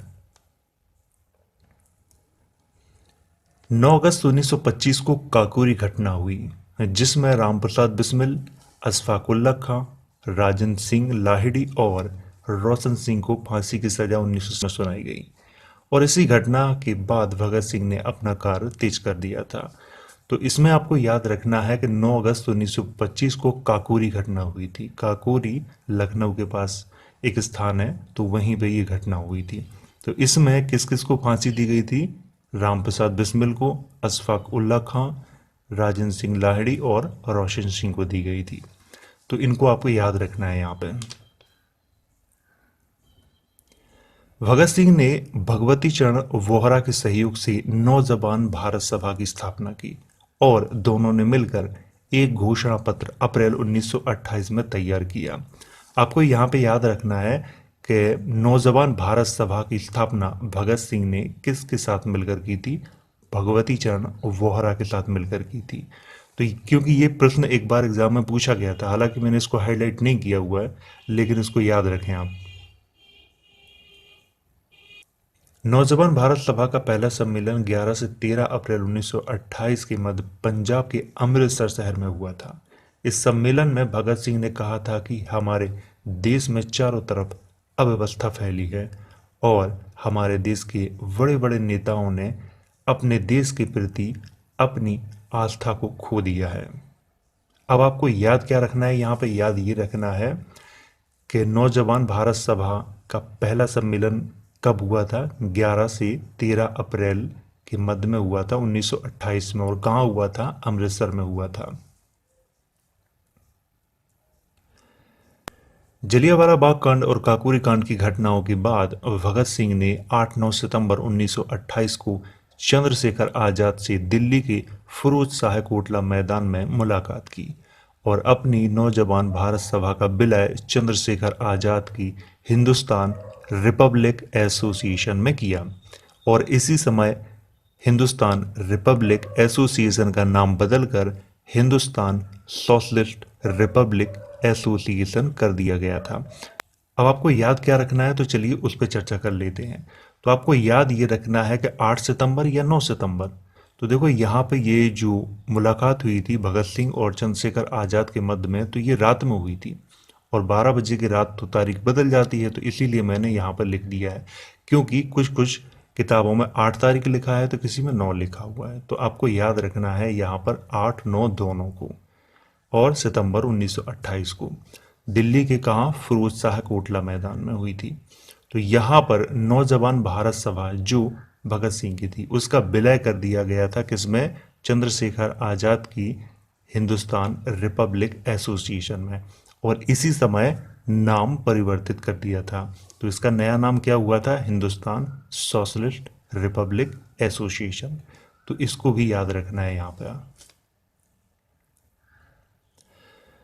लाहौर के पुलिस अधीक्षक जेम्स स्कॉट ने साइमन कमीशन का विरोध करने पर लाला लाजपत राय पर लाठियां बरसाई थीं, जिससे उनकी मृत्यु हो गई। इसी का बदला लेने के लिए चंद्रशेखर आजाद, भगत सिंह, राजगुरु और सुखदेव ने जेम्स स्कॉट की हत्या करने का फैसला किया और 17 दिसंबर 1928 को लाहौर रेलवे स्टेशन पर जेम्स स्कॉट समझकर सैंडर्स की हत्या कर दी थी।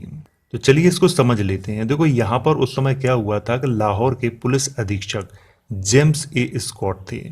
जब भारत में साइमन कमीशन आया था तो उस समय क्या हुआ था कि लाहौर में लाला लाजपत राय जो थे उन्होंने विरोध किया था साइमन कमीशन का। इसी पे क्या हुआ था कि जेम्स स्कॉट ने लाला लाजपत राय पर लाठियां बरसाई थी। इसी का बदला लेने के लिए क्या हुआ था कि चंद्रशेखर आजाद, भगत सिंह, राजगुरु और सुखदेव ने जेम्स स्कॉट की हत्या करने की योजना बना ली थी कि इसे मैं छोड़ूंगा नहीं। फिर हुआ 17 दिसंबर 1928 को क्या हुआ कि लाहौर रेलवे स्टेशन पर उन्होंने इसका फैसला किया था कि यहाँ पर जेम्स स्कॉट की हत्या करेंगे, लेकिन उस समय जेम्स स्कॉट की जगह सैंडर्स आ गया और ये धोखा खा गए। तो उस सैंडर्स की हत्या हो गई धोखे से, क्योंकि सैंडर्स सहायक पुलिस अधीक्षक था उस समय का लाहौर का, इसीलिए यहाँ पर सैंडर्स की हत्या हो गई थी। लेकिन हत्या वास्तविक तौर पे जेम्स स्कॉट की होनी थी। तो यहाँ पर आप इसको याद रखें 17 दिसंबर 1928 को। 8 अप्रैल 1929 को भगत सिंह और बटुकेश्वर दत्त ने केंद्रीय विधानसभा, वर्तमान में संसद भवन में, बम फेंका था। उस समय केंद्रीय विधानसभा में व्यापार विवाद विधेयक और सार्वजनिक सुरक्षा विधेयक पर बहस चल रही थी। इसके बाद भगत सिंह, बटुकेश्वर दत्त और अन्य क्रांतिकारियों को गिरफ्तार कर लिया गया था। चलिए इसको थोड़ा समझ लेते हैं। तो यहाँ पर 8 अप्रैल 1929 को भगत सिंह और बटुकेश्वर दत्त ने केंद्रीय विधानसभा में बम फेंका था। केंद्रीय विधानसभा को आज संसद भवन कहते हैं, ठीक है। तो जब बम फेंका था तो उस समय व्यापार विवाद विधेयक और सार्वजनिक सुरक्षा विधेयक पर बहस चल रही थी। आपको ये भी याद रखना है यहाँ पर, और ये तारीख भी याद रखना है। भगत सिंह लगभग 2 वर्ष तक जेल में रहे। इसी दौरान उन्होंने एक लंबा सा लेख लिखा जिसका शीर्षक मैं नास्तिक क्यों हूं था। दरअसल भगत सिंह वामपंथी विचारधारा को मानते थे, इसीलिए वह भगवान पर भरोसा नहीं करते थे। मैं आपको बता दूं कि मैं नास्तिक क्यों हूं, ये अगर आपको पढ़ना है, एक लंबा सा लेख है जो भगत सिंह ने जेल में लिखा था। इंटरनेट पे अवेलेबल है, आप गूगल पर सर्च करोगे तो आपको ये मिल जाएगा। आप इसे जरूर पढ़ें, मैंने इसे पढ़ा है। 26 अगस्त 1930 को अदालत के द्वारा भगत सिंह पर लगे आरोप सिद्ध हुए और 7 अक्टूबर 1930 को अदालत के द्वारा भगत सिंह, राजगुरु तथा सुखदेव को फांसी की सजा सुनाई गई। इसके बाद भगत सिंह की तरफ से केस लड़ने वाले वकील आसिफ अली और प्राणनाथ मेहता ने प्रवि परिषद में फांसी की सजा माफ करने के लिए अपील की, परंतु 10 जनवरी 1931 को अपील रद्द कर दी गई। इस केस में भगत सिंह की तरफ से केस लड़ने वाले वकील आसिफ अली थे और उनके साथ में जो वकील थे जिनका नाम था प्राणनाथ मेहता, और अंग्रेजों की तरफ से केस लड़ने वाले वकील सूर्यनारायण शर्मा और साथी वकील कार्डन नोट थे। मैं आपको बता दूं कि यहाँ पर भगत सिंह पर एक तो बम फेंकने का केस चल रहा था, दूसरा सैंडर्स की हत्या। तो यहाँ पर इसीलिए यहाँ पर दो दो वकील थे, लेकिन इन वकीलों के बारे में ज़्यादा आपको जानकारी नहीं मिलेगी, कुछ एक किताबों में ही मिलेगी आपको जानकारी। 14 फरवरी 1931 को पंडित मदन मोहन मालवीय ने वायसराय लॉर्ड इरविन के सामने मानवता के नाते भगत सिंह की सजा को माफ करने के लिए अपील की, परंतु लॉर्ड इरविन ने स्पष्ट रूप से कोई जवाब नहीं दिया था।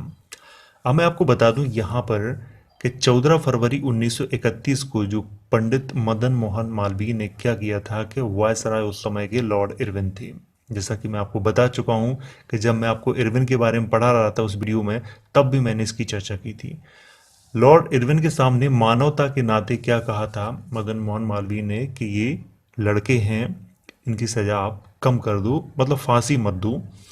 लेकिन लॉर्ड इरविन ने स्पष्ट रूप से कोई जवाब नहीं दिया था। 4 या 5 मार्च 1931 को महात्मा गांधी और लॉर्ड इरविन के मध्य एक समझौता हुआ, जिसे गांधी इरविन समझौते के नाम से जाना जाता है। परंतु महात्मा गांधी ने यहाँ पर भगत सिंह, राजगुरु और सुखदेव के बारे में लॉर्ड इरविन से कोई चर्चा नहीं की। यहाँ पर 4 मार्च या 5 मार्च क्यों लिखा मैंने? क्योंकि कभी कभी इतिहासकार 4 मार्च लिखते हैं तो कभी कभी 5 मार्च लिखते हैं, तो यहाँ पर 4 या 5 दोनों मैंने यहाँ पर तारीखें ली हुई। जैसा भी आप उचित लगे, चाहो तो 4 लिख देना, चाहो तो 5 लिख देना। 5 मार्च 1931 को क्या हुआ? गांधी और इरविन के मध्य में समझौता हुआ था, लेकिन यहाँ पर महात्मा गांधी ने कोई चर्चा नहीं की थी। गांधी इरविन समझौते के प्रमुख प्रावधान देखिए, मैं आपको यहाँ पे पढ़ाने वाला हूँ कि जो महात्मा गांधी की जो शर्तें हैं जो मानी गई थी लॉर्ड इरविन के द्वारा, मैं उनकी यहाँ पर चर्चा करने वाला हूँ। नंबर 1, निर्दोष क्रांतिकारियों को रिहा किया जाएगा, ये शर्त लॉर्ड इरविन ने मान ली थी। नंबर 2, समुद्र के किनारे नमक बनाने का अधिकार प्रदान किया जाए, ये भी शर्त मान ली थी। नंबर 3, आंदोलन के दौरान त्याग पत्र देने वाले कर्मचारियों को फिर से बहाल किया जाए, ये भी मान ली थी। नंबर 4, अफीम, शराब और विदेशी दुकानों के सामने धरना करने का अधिकार प्रदान किया जाए, ये भी शर्त मान ली गई थी। अब यहाँ पे एक प्रश्न बनता है, अगर महात्मा गांधी चाहते तो भगत सिंह की जो फांसी की जो सजा हुई थी उसके संबंध में लॉर्ड इरविन से बात कर सकते थे, लेकिन महात्मा गांधी ने ऐसा नहीं किया। लेकिन यहाँ पर ये प्रश्न बनता है और ये बहुत ज़्यादा विवादित प्रश्न है, चाहे सोशल मीडिया हो, चाहे राजनीतिक पार्टियां हो, ऐसे ही मुद्दों को जनता के सामने पेश करती हैं। लेकिन वो उस समय की स्थिति थी, तो चलिए थोड़ा आगे भी चर्चा करते हैं इस पर।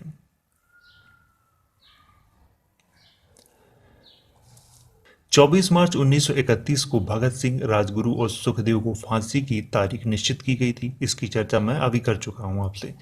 फांसी पर जाने से पहले भगत सिंह लेनिन की जीवनी पढ़ रहे थे। लेनिन की जीवनी पढ़ने के बाद भगत सिंह के जो वकील थे उस समय, उनका नाम था प्राणनाथ मेहता, ने उनसे पूछा, देश के लिए कोई संदेश देना चाहोगे? तब भगत सिंह ने कहा था, साम्राज्यवाद मुर्दाबाद और इंकलाब जिंदाबाद। इसके बाद भगत सिंह ने लेनिन की जीवनी को आसमान में उछाला और बोले, अब चलो।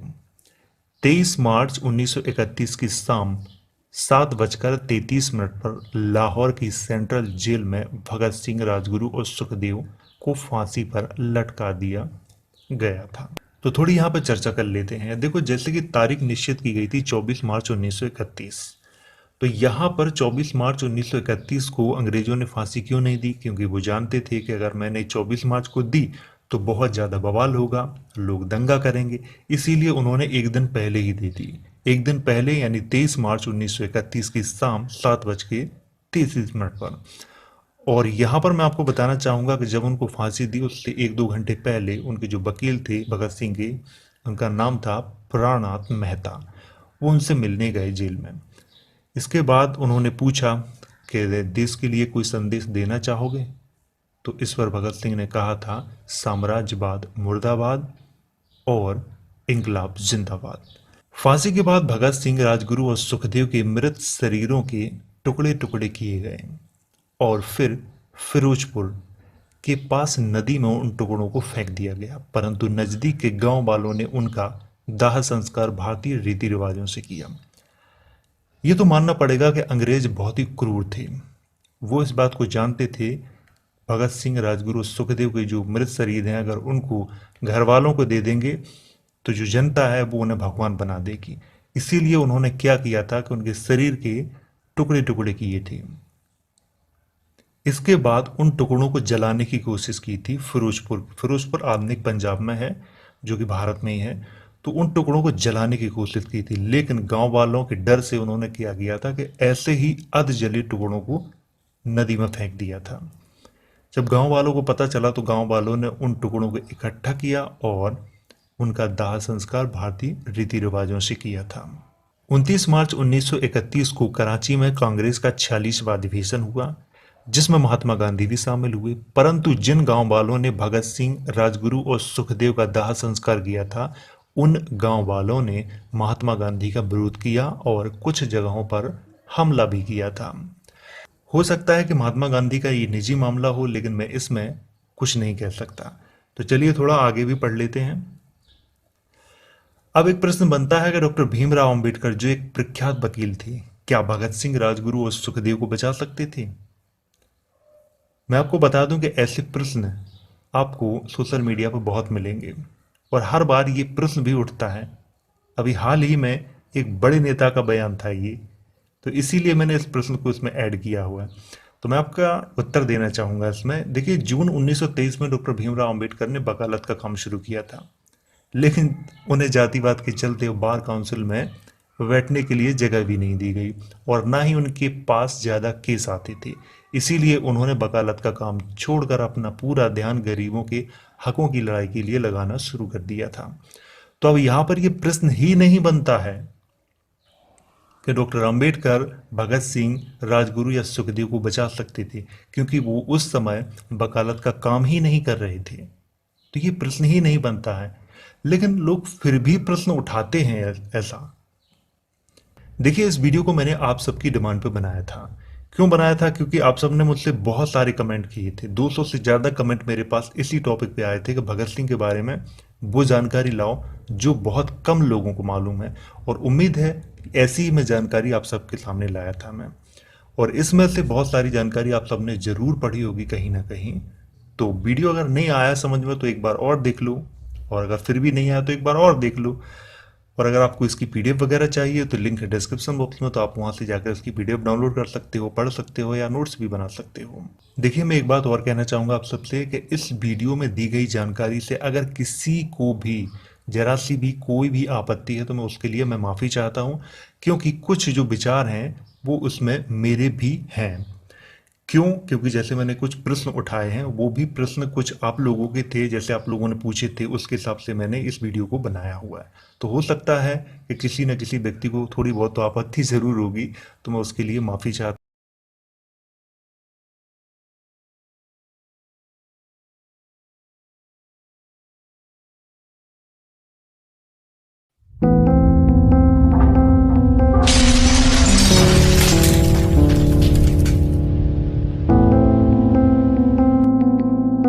साहस, स्वाभिमान, आत्मविश्वास, त्याग और बहादुरी की मिसाल शहीद भगत सिंह, एक महान क्रांतिकारी जो 23 साल की छोटी सी उम्र में हंसते हंसते देश के लिए फांसी पर झूल गए थे। दोस्तों, इतना तो हम सब जानते ही हैं, लेकिन भगत सिंह के जीवन और मृत्यु से जुड़ी कुछ ऐसी बातें मैं आज आपको इस वीडियो में बताऊंगा, जिनमें से कुछ बातें शायद ही आपने पहले कभी सुनी होंगी। और मैं आपको यकीन दिलाता हूं कि अगर आप इस वीडियो को पूरी देखेंगे तो आपको भगत सिंह के जीवन को समझने के साथ साथ अपने जीवन के लिए भी प्रेरणा मिलेगी। नमस्कार दोस्तों, मेरा नाम है ध्रुव और आप देख रहे हैं दी ऑसम वर्ल्ड। दोस्तों, आगे बढ़ने से पहले मैं रिक्वेस्ट करूंगा कि अगर आपने हमारा चैनल अभी तक सब्सक्राइब नहीं किया है तो प्लीज इसे सब्सक्राइब कर लीजिए और इसके साथ वाले बेल आइकन पर क्लिक जरूर कीजिए, जिससे कि आपको हमारी आने वाली सारी वीडियोस के नोटिफिकेशन मिल जाएंगे। 28 सितंबर 1907। दोस्तों, ये बात है आज से करीब 110 साल पहले की, जब भारत और पाकिस्तान का बंटवारा नहीं हुआ था। यानी पाकिस्तान और भारत एक ही देश था, जिसे अंग्रेजों ने अपना गुलाम बनाया हुआ था। उस समय भगत सिंह का जन्म 28 सितंबर सन 1907 को पंजाब प्रांत के जिला लियालपुर के बंगा गांव में हुआ था, जो कि अब पाकिस्तान का हिस्सा है। दोस्तों, भगत सिंह के पिता का नाम सरदार किशन सिंह और माता का नाम विद्यावती कौर था। भगत सिंह के पिता और चाचा अजीत सिंह भी एक सक्रिय स्वतंत्रता सेनानी थे। भगत सिंह के परिवार के सभी लोग बड़े वीर और साहसी थे। दोस्तों, भगत सिंह बचपन से ही बहादुर, साहसी और निडर थे। उनकी हिम्मत को देखकर उनसे बड़ी उम्र वाले बच्चे भी उनसे घबराते थे। एक बार की बात है, जब वो अपने पिता के साथ खेत में गए तो उन्होंने अपने पिता से सवाल किया कि पिताजी, ये खेत में आप लोग क्या करते हो? तो उन्होंने कहा कि हम लोग बीज बोते हैं जिससे फसल होती है और ढेर सारा अनाज भी होता है। इस पर उन्होंने अपने पिता से सवाल किया कि पिताजी, अगर ऐसा ही है तो आप लोग खेत में बंदूकें क्यों नहीं बोते, ताकि अंग्रेजों को मारने के भी काम आए, और हमारे पास ढेर सारी बंदूकें होंगी तो हम डट कर अंग्रेजों का सामना कर पाएंगे। दोस्तों, सरदार किशन सिंह ने अपने बेटे के मुंह से ऐसी बात सुनी तो पहले तो वो हैरान हो गए, लेकिन मन ही मन इस बात पर खुश भी हुए कि उनका बेटा देशभक्ति की राह पर जा रहा है। भगत सिंह जैसे जैसे बड़े होते गए, उनके मन में देशभक्ति की भावना घर करने लगी। 13 अप्रैल सन 1919। दोस्तों, ये वो दिन था जिस दिन कुछ ऐसा हुआ जिसने भगत सिंह के दिल और आत्मा को झंझोड़ कर रख दिया और उनके मन में अंग्रेजी हुकूमत के खिलाफ आक्रोश भर दिया, क्योंकि इस दिन भारत के इतिहास का सबसे क्रूर नरसंहार हुआ था। दोस्तों, ये घटना थी भारत के पंजाब प्रांत के अमृतसर के स्वर्ण मंदिर के निकट स्थित जलियांवाला बाग में हुए हत्याकांड की, जिसमें अंग्रेज अधिकारी जनरल डायर ने रोलेट एक्ट के विरोध में हो रही एक सभा पर बिना किसी चेतावनी के भीड़ में खड़े हजारों बेकसूर निहत्थे लोगों पर गोलियां चलवा दी थी। और दोस्तों, इस घटना में अनाधिकारिक आंकड़ों के अनुसार 1000 से भी ज्यादा लोग मारे गए थे। और जब भगत सिंह ने इस घटना के बारे में सुना तो वो लगभग 20 किलोमीटर पैदल चलकर घटना वाली जगह पर पहुंच गए, और वहां पहुंचकर जो उन्होंने देखा वो बहुत ही दर्दनाक था। और उस दिन से उन्होंने उन सब शहीदों का बदला लेने की ठान ली और खून से सनी हुई मट्टी मुट्ठी में भरकर घर लेकर आए। और दोस्तों, उस समय उनकी उम्र सिर्फ 12 साल की थी। 1 अगस्त 1920। दोस्तों, ये वो तारीख है जब महात्मा गांधी ने असहयोग आंदोलन शुरू किया था, जिसके अनुसार उन्होंने कहा कि कोई भी हिंदुस्तानी ब्रिटिश सरकार का साथ ना दे, हर सरकारी नौकर नौकरियां छोड़ दे, मजदूर फैक्ट्रियों से निकल आए, बच्चे सरकारी स्कूलों में जाना बंद कर दें, कोई किसी तरह का टैक्स ना दे, सारे विदेशी कपड़े जला दो। दोस्तों, इसके पीछे उनका मकसद था कि ब्रिटिश सरकार का भारत में सारा कामकाज रुक जाए। उन्होंने लोगों को विश्वास दिलाया कि अगर सब लोगों ने मिलकर ऐसा किया तो भारत को 1 साल के अंदर अंदर आजादी मिल जाएगी। दोस्तों, भगत सिंह के परिवार के लोग महात्मा गांधी के विचारों से बहुत प्रेरित थे। वो साथ ही भारतीय राष्ट्रीय कांग्रेस और उनके असहयोग आंदोलन का भी समर्थन करते थे। और दोस्तों, बहुत छोटी उम्र में ही भगत सिंह महात्मा गांधी जी के असहयोग आंदोलन से जुड़ गए और बढ़ चढ़कर उसमें हिस्सा लिया, और यहाँ तक कि उन्होंने गांधी जी की मांगों का साथ देते हुए ब्रिटिश सरकार के द्वारा प्रायोजित पुस्तकों को भी जला दिया था। 5 फरवरी सन 1922। दोस्तों, फिर एक दिन 5 फरवरी 1922 को गोरखपुर जिले के चोरी चौरा नामक स्थान पर पुलिस ने जबरन एक जुलूस को रोकना चाहा, जिसके फलस्वरूप जनता ने क्रोध में आकर थाने में आग लगा दी, जिसमें एक थानेदार और 21 सिपाहियों की मृत्यु हो गई। और दोस्तों, इस घटना से गांधी जी स्तब्ध रह गए, और इस बात से नाराज होकर गांधी जी ने अपना असहयोग आंदोलन ये कहकर वापस ले लिया कि स्वतंत्रता के लिए अभी हमारा देश पूरी तरह से तैयार नहीं है। दोस्तों, गांधी जी के असहयोग आंदोलन को रद्द कर देने के कारण भगत सिंह के मन में गांधी जी के प्रति रोष उत्पन्न हो गया, लेकिन पूरे राष्ट्र की तरह वो भी महात्मा गांधी का सम्मान करते थे। मगर उन्होंने गांधी जी के अहिंसात्मक आंदोलन की जगह हिंसात्मक क्रांति का मार्ग अपनाना अनुचित समझा। उन्होंने जुलूसों में भाग लेना प्रारंभ किया तथा कई क्रांतिकारी दलों के सदस्य बने। उनके दल के प्रमुख क्रांतिकारियों में चंद्रशेखर आजाद, सुखदेव, राजगुरु इत्यादि थे। 9 अगस्त 1925।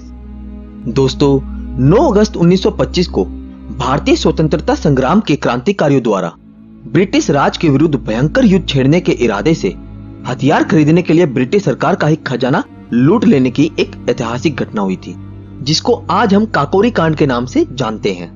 दोस्तों, काकोरी कांड में पकड़े गए क्रांतिकारियों में से 4 क्रांतिकारियों को फांसी व 16 अन्य क्रांतिकारियों को 4 साल से लेकर आजीवन कारावास की सजा सुनाई गई। और इस बात से भगत सिंह इतने अधिक क्रोधित हुए कि उन्होंने 1928 में अपनी पार्टी नौजवान भारत सभा का हिंदुस्तान रिपब्लिकन एसोसिएशन में विलय कर दिया और उसे एक नया नाम दिया, हिंदुस्तान सोशलिस्ट रिपब्लिकन एसोसिएशन।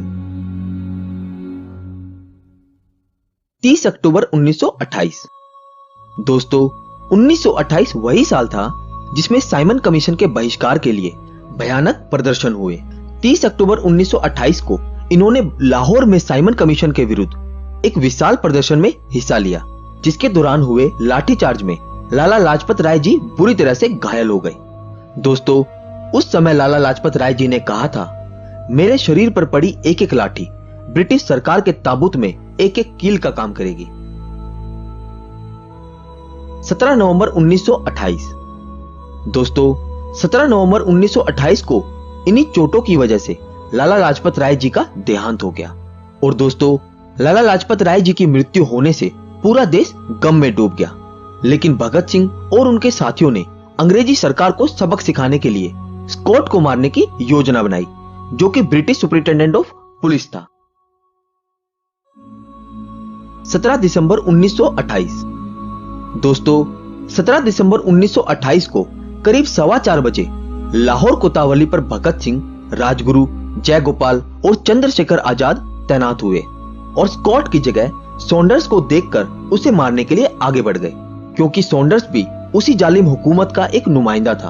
और फिर भगत सिंह तथा राजगुरु ने मिलकर सॉन्डर्स को गोली मारकर हत्या कर दी और वहां से भाग निकले।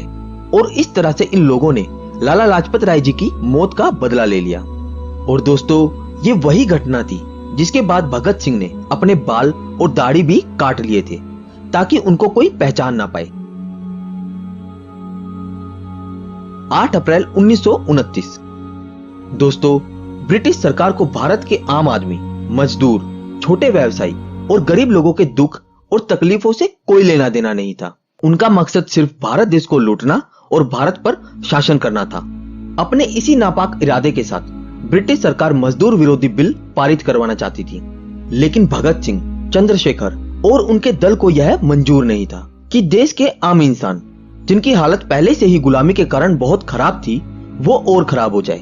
और इसी बिल पर विरोध जताने के लिए भगत सिंह और उनके साथी बटुकेश्वर दत्त ने दिल्ली की केंद्रीय असेंबली में 8 अप्रैल 1929 को बम फेंके। दोस्तों, वहां बम फेंकने का मकसद किसी की जान लेना नहीं था, बल्कि ब्रिटिश सरकार को अपनी बेखबरी भरी गहरी नींद से जगाना और बिल के खिलाफ विरोध जताना था। और इसीलिए असेंबली में फेंके गए बम बड़ी सावधानी से खाली जगह का चुनाव करके फेंके गए थे और उन बमों में कोई जानलेवा विस्फोटक नहीं इस्तेमाल किए गए थे। बम फेंकने के बाद भगत सिंह और उनके साथी बटुकेश्वर दत्त ने इनकलाब जिंदाबाद के नारे लगाते हुए स्वयं अपनी गिरफ्तारी दी, क्योंकि दोस्तों, भगत सिंह ने दृढ़ निश्चय कर लिया था कि उनका जीवन इतना जरूरी नहीं है जितना कि अंग्रेजों के भारतीयों पर किए जा रहे अत्याचारों को विश्व के सामने लाना। दोस्तों, गिरफ्तार होने के बाद भगत सिंह और बटुकेश्वर दत्त को जिस जेल में रखा गया, वहां भगत सिंह ने देखा कि वहां रखे गए अंग्रेज और भारतीय कैदियों में बहुत भेदभाव किया जा रहा है। भारतीय कैदियों के लिए वहां सब कुछ बहुत दुखदायी था। जेल प्रशासन द्वारा उपलब्ध कराई गई वर्दियां बरसों से नहीं बदली गई थी। रसोई क्षेत्र और भोजन चूहे और कॉकरोचों से भरा रहता था। पढ़ने और लिखने के लिए अखबार या कागज पेन आदि नहीं दिया जाता था, जबकि उसी जेल में अंग्रेज कैदियों को सारी सुविधाएं उपलब्ध थी। यह देखकर भगत सिंह ने कहा कि कानून सबके लिए एक है और उन्होंने ये निर्णय ले लिया कि जब तक उनके साथ इंसानों जैसा व्यवहार नहीं किया जाता, खाने लायक खाना, साफ सुथरे कपड़े, पढ़ने के लिए किताबें और अखबार, लिखने के लिए कागज और पेन नहीं दिया जाता, वो खाना नहीं खाएंगे। जून 1929। दोस्तों, यहाँ से सफर शुरू होता है उनकी भूख हड़ताल का, जिसमें बटुकेश्वर दत्त ने भी उनका साथ दिया। दोस्तों, उनकी भूख हड़ताल तुड़वाने के लिए अंग्रेज अफसरों ने उन पर ऐसे जुर्म ढाए जिसकी कल्पना करके भी रूह कांप जाए। उन्हें घंटों तक बर्फ की सिल्लियों पर लेटाकर कोड़ों से पीटा जाता। जबरदस्ती उनके मुंह में दूध डालने की कोशिश की जाती, लेकिन वो अपने हौसलों के इतने पक्के थे कि कभी एक बूंद दूध भी अपने शरीर में नहीं जाने देते। और दूसरी तरफ उनके बाकी साथी क्रांतिकारियों को भी गिरफ्तार कर लिया गया। और दोस्तों, कुछ दिनों बाद भगत सिंह को लाहौर जेल में शिफ्ट कर दिया गया, जहां उनके बाकी साथियों को भी रखा गया था। दोस्तों, भगत सिंह की भूख हड़ताल को देख के उन सबने भी भूख हड़ताल करना शुरू कर दिया, जिसमें सुखदेव, राजगुरु, जतिंद्र नाथ दास और अन्य सभी क्रांतिकारी शामिल थे। और उन सबके साथ भी अंग्रेजी सरकार ने वही सब सलूक करना शुरू कर दिया, यहाँ तक कि उनको कई कई दिनों तक पानी भी नहीं दिया जाता। उनके पानी के घड़ों में पानी की जगह दूध रख दिया जाता, जिससे कि वो लोग तड़प तड़प कर अपनी भूख हड़ताल तोड़ दें। लेकिन ना जाने वो किस मिट्टी के बने थे, वो कमजोर नहीं पड़े। 13 सितंबर 1929। दोस्तों, 13 सितंबर 1929 को जेल में भूख हड़ताल के कारण एक महान स्वतंत्रता सेनानी और क्रांतिकारी जतिंद्र नाथ दास की मृत्यु हो गई। दोस्तों, उन्होंने 63 दिनों तक कुछ नहीं खाया था, लेकिन उनकी भूख हड़ताल अटूट रही। दोस्तों, उनकी मौत के सदमे ने पूरे भारत को हिला दिया और आखिरकार अंग्रेजी सरकार को उनकी जिद के सामने अपने घुटने टेकने पड़े और भगत सिंह की सारी शर्तों को मानना पड़ा। 5 अक्टूबर 1929। दोस्तों, आप जानते हो कि भगत सिंह और बटुकेश्वर दत्त ने अपनी भूख हड़ताल पूरे 116 दिन के बाद 5 अक्टूबर 1929 को तोड़ी थी। दोस्तों, है ना ये कितनी हैरान कर देने वाली बात। 116 दिन, वो भी कितनी कठिन परिस्थितियों में भूखा रहना। दोस्तों, आप जानते हो भगत सिंह का वजन 60 किलो था, लेकिन इस भूख हड़ताल के बाद उनका वजन 6.4 किलो घट गया था। 26 अगस्त 1930। दोस्तों, 26 अगस्त 1930 को अदालत ने भगत सिंह को भारतीय दंड संहिता की धारा 129, 302 तथा विस्फोटक पदार्थ अधिनियम की धारा 4 और 6F तथा आईपीएस की धारा 120 के अंतर्गत अपराधी सिद्ध किया। 7 अक्टूबर 1930। दोस्तों, 7 अक्टूबर 1930 को अदालत के द्वारा 68 पृष्ठों का निर्णय दिया गया, जिसमें भगत सिंह, सुखदेव तथा राजगुरु को फांसी की सजा और अन्य सभी क्रांतिकारियों को आजीवन कारावास की सजा सुनाई गई। 23 मार्च 1931, फांसी का दिन। दोस्तों, फांसी देने का दिन 24 मार्च 1931 सुबह का रखा गया था, लेकिन भारतीय जनता में भगत सिंह की फांसी को लेकर काफी आक्रोश भरा हुआ था। इसीलिए अंग्रेजों ने उनको 23 मार्च 1931 को ही फांसी देने का फैसला लिया। दोस्तों, जेल के अधिकारियों ने जब भगत सिंह को यह सूचना दी कि उनके फांसी का वक्त आ गया है, तब वो एक किताब पढ़ रहे थे, तो उन्होंने कहा था, ठहरिए, पहले एक क्रांतिकारी दूसरे से मिल तो ले। फिर 1 मिनट बाद किताब छत की ओर उछाल कर बोले, ठीक है, अब चलो। दोस्तों, फांसी पर जाते समय भगत सिंह, सुखदेव और राजगुरु तीनों मस्ती से गाना गा रहे थे और फांसी के तख्तों पर खड़े होकर उन्होंने जोरदार इनकलाब जिंदाबाद के नारे लगाए थे। वो लोग बहुत खुश थे क्योंकि वो देश के लिए अपनी कुर्बानी देने जा रहे थे। और फिर 23 मार्च को 1931 को शाम में करीब 7:33 पर भगत सिंह, सुखदेव व राजगुरु को फांसी दे दी गई। और दोस्तों, ज्यादातर लोगों ने भगत सिंह के बारे में यहाँ तक ही सुना हुआ है कि उनको फांसी दे दी गई थी, लेकिन कहानी यहाँ खत्म नहीं होती। फांसी के बाद कहीं कोई आंदोलन न भड़क जाए, इसके डर से अंग्रेजों ने पहले जेल के पीछे की दीवार तोड़ी और इनके मृतक शरीर के कुल्हाड़ियों से टुकड़े किए और फिर इन्हें बोरियों में भरकर पीछे के रास्ते से फिरोजपुर की ओर ले जाया गया, जहां मिट्टी का तेल डालकर इनके पार्थिव शरीर को जलाया जाने लगा। लेकिन दोस्तों, जब गांव के लोगों ने आग जलती देखी तो करीब आने लगे और इससे डरकर अंग्रेजों ने इनकी लाश के आधे अधजले टुकड़ों को जल्दी जल्दी सतलुज नदी में फेंका और भाग गए। जब गांव वाले पास आए तब उन्होंने इनके मृतक शरीर के टुकड़ों को एकत्रित कर विधिवत दाह संस्कार किया और भगत सिंह, सुखदेव व राजगुरु हमेशा के लिए अमर हो गए। दोस्तों, जरा सोचिए कि जिस आजाद देश की सुरक्षित हवा में आज हम सांस ले रहे हैं, उसके लिए इन सपूतों ने कितनी बड़ी कुर्बानी दी है। आज जब मैं शहीद भगत सिंह और उनके साथियों के देश की आजादी के लिए किए गए संघर्ष और उन पर हुए अमानवीय अत्याचार की इस सच्ची कहानी पर ये वीडियो बना रहा हूँ तो लगता है कितने महान थे वो लोग जिन्होंने देश के लिए हंसते हंसते अपनी जान कुर्बान कर दी, और कितने महान हैं वो लोग जो आज भी देश की रक्षा करने के लिए बॉर्डर पर खड़े रहते हैं और वक्त आने पर हमारे लिए, हमारे देश के लिए शहीद हो जाते हैं। तो दोस्तों, आज मैं आपसे ये आग्रह करता हूं कि आप हमेशा सम्मान करें, एक तो उनका जो देश की रक्षा करते हैं और एक उनका जो देश के लिए शहीद हुए हैं। दोस्तों, आज के लिए बस इतना ही, और ये चैनल अभी नया है तो इसे सब्सक्राइब जरूर कर लीजिए। और अगर आप जानना चाहते हैं थॉमस अल्वा एडिसन के बारे में तो हमारी इससे पहली वीडियो जरूर देखिए, जिसका लिंक आपको ऊपर एंड स्क्रीन पे और नीचे डिस्क्रिप्शन में मिल जाएगा। दोस्तों, अगर आपको वीडियो अच्छी लगी तो इसे लाइक और शेयर करना ना भूलें। Thanks for watching.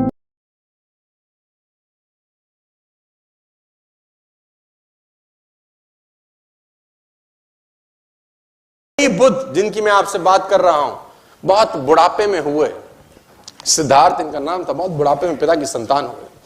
तो जब बहुत बुढ़ापे में संतान हुए तो पिता को इसका जब राजसू यज्ञ किया गया, जिसमें नामकरण संस्कार होता है बेसिकली, और नामकरण संस्कार में अलग अलग देशों से, अलग अलग शहरों से लोगों को बुलाया गया। बुद्ध का नामकरण संस्कार हो रहा है। सिद्धार्थ है, जब अभी बुद्ध नहीं हुए हैं, अभी लड़का ही है खाली, और बहुत सालों के बाद बुढ़ापे में हुआ है। तो बड़े बड़े ज्योतिषियों ने सिद्धार्थ का हाथ देखा। 12 साल का एक लड़का जिसका नाम था कुदन्ना, छोटा ज्योतिषी, उसने भी इस बुद्ध का हाथ देखा, छोटे से बच्चे का। उसने अलग अलग राजाओं से, अलग अलग ज्योतिषियों से उस महाराज ने बुद्ध के बारे में पूछा, जो सिद्धार्थ थे, कि इसका जीवन बताओ क्या होगा। 90% लोगों ने बोला सन्यास ले लेगा, 10% लोगों ने बोला राजा बन जाएगा। 12 साल का ज्योतिषी कुदन्ना, उसने एक उंगली उठाई, उसने बोला राजान, मैं स्पष्ट तौर पे कहता हूं कि आपका लड़का सब सन्यासी हो जाएगा, सब छोड़ देगा। राजा को बड़ी ठेस पहुंची, बड़ा क्रोध आया मन में कि बुढ़ापे में एक लड़का हुआ, अगर ये सन्यासी हो जाएगा तो मेरा राजपाट कौन देखेगा, है ना। आदमी सन्यासी चाहता तो है, लेकिन अपने घर में नहीं, पड़ोसी के घर में चाहता है। भगत सिंह हो पड़ोसी घर में, हमारे घर में नहीं होना चाहिए। तो बुद्ध ने बोला राजा ने बोला इसका उपाय क्या है। उपाय बड़ा सरल है, इसको भ्रम में रखो जीवन भर, क्योंकि जिस दिन इसको दुख का एहसास हुआ, इसके मन में पीड़ा हुई, ये सन्यास की तरफ चला जाएगा। राजा ने बोला क्या करूं। बोला षड्यंत्र करो, प्रपंच रचो। कैसे। बोला जिस महल में रहता है गर्मी है तो सर्दी एहसास ना हो, सर्दी में गर्मी का एहसास ना हो, इसको शराब पिलाओ, लड़कियों से घेरे रखो, इसके इर्द गिर्द झूठा संसार रखो, इसको पता नहीं चलना चाहिए कि दुख नाम की कोई चीज होती भी है। बूढ़े व्यक्ति को इससे दूर रखो, मृतशैया को इससे दूर रखो, सूखा पत्ता इसके बाग में दिखना नहीं चाहिए, क्योंकि ये चीजें इसको आकर्षित करेंगी संन्यास लेने की तरफ। राजा ने प्रपंच किए। और मैं बताना चाहूंगा आपको, मैंने इतिहास पढ़ा है कि अलग अलग ऋतुओं के लिए सिद्धार्थ के लिए अलग अलग घर बनाए गए। सर्दी के लिए अलग घर, गर्मी के लिए अलग, बरसात के लिए अलग। और बाग में उसके 24 घंटे 12 के 12 महीने उसके जो बगीचे में जो उसके जो माली थे वो 12 के 12 महीने बागवानी करते थे। पीला पत्ता उसमें अलाउड नहीं था, क्योंकि पीले पत्ते को देखकर सन्यास जाग सकता है। और ये चलता रहा, और वो दिन आया जिस दिन कुछ होना था बड़ा। कहते हैं जो ईश्वर ने आपकी तकदीर में लिख दिया उसको तो कोई खुद नहीं बदल सकता। सिद्धार्थ को एक युवक महोत्सव में भाग लेने जाना था। उस युवक महोत्सव का उद्घाटन युवराज ही करते थे। डुंडी पीटी गई, मुनादी कराई गई पूरे शहर के अंदर कि जिस रास्ते से सिद्धार्थ निकले, खबरदार कोई बूढ़ा व्यक्ति नजर नहीं आना चाहिए, खबरदार कोई साधु ना दिखे, खबरदार कोई मृत्युशैया वहां से ना गुजरे। और पूरे के पूरे रास्ते से पीले पत्ते हटाए गए, हरे हरे बाग, ताकि बुद्ध को वो सब वैसे का वैसा लगे जैसे वो अपने महल में देखा करते थे। और वो महल से बाहर निकले, जो सारथी था वो सारथी बुद्ध को लेके निकला, सिद्धार्थ को लेके निकला, और निकलते निकलते निकलते निकलते आखिर वो घड़ी आ पहुंची। सिद्धार्थ ने पहली बार एक बूढ़े व्यक्ति को कुंभ करते हुए देखा जो झुक के चल रहा था। सिद्धार्थ ने सारथी को बोला रथ रोक। सारथी ने बोला महाराज क्या हुआ। बोले ये झुक के क्यों चलता है, क्या तकलीफ होगी इसको, क्योंकि पहली बार उसने बुढ़ापा देखा। सिद्धार्थ ने आज तक तो सब हष्ट पुष्ट लड़के लोग देखे थे। सिद्धार्थ ने बोला ये झुक के क्यों चल रहा है। सारथी बोला महाराज मुझे आज्ञा नहीं है कि मैं संदर्भ में आपसे एक शब्द भी कहूं। सिद्धार्थ ने बोला मैं आज्ञा देता हूं तेरी गर्दन उड़ा दी जाएगी, तो तुरंत बता ये झुक के क्यों चल रहा है। सारथी ने बोला महाराज ये बूढ़ा हो गया है, ये बुढ़ापा है। सिद्धार्थ बोला वो होता क्या है। बोला ये जवानी के बाद की एक अवस्था होती है, आप अभी जवान हैं, कुछ समय के बाद आप भी। सिद्धार्थ ने बोला मैं भी बूढ़ा हो जाऊंगा। उसने बोला सबको होना होता है। रथ आगे बढ़ा और सिद्धार्थ ने फाइनली एक मृत्यु शैया देखी। कुछ लोग एक बॉडी को ले जा रहे थे। सिद्धार्थ ने बोला, रथ रोक, इस आदमी को बांध के क्यों ले जा रहे हैं, इसको क्या हो गया है? तो उसे बोला, महाराज ये मर चुका है। बोला, ये क्या होता है? बोला, ये बुढ़ापे के बाद की अवस्था है। बोला, एक दिन क्या मैं भी मर जाऊंगा? सारथी ने बोला, जो आया है सो जाएगा, राजा रंक फकीर, जो आएगा वो जाएगा। रथ आगे गुजरा तो सिद्धार्थ ने फाइनली वो लास्ट में वो देखा जो उसको देखने के लिए मनाही थी। सिद्धार्थ ने अपनी आंखों से एक सन्यासी को गेरुए वस्त्र धारण किए चलते देखा।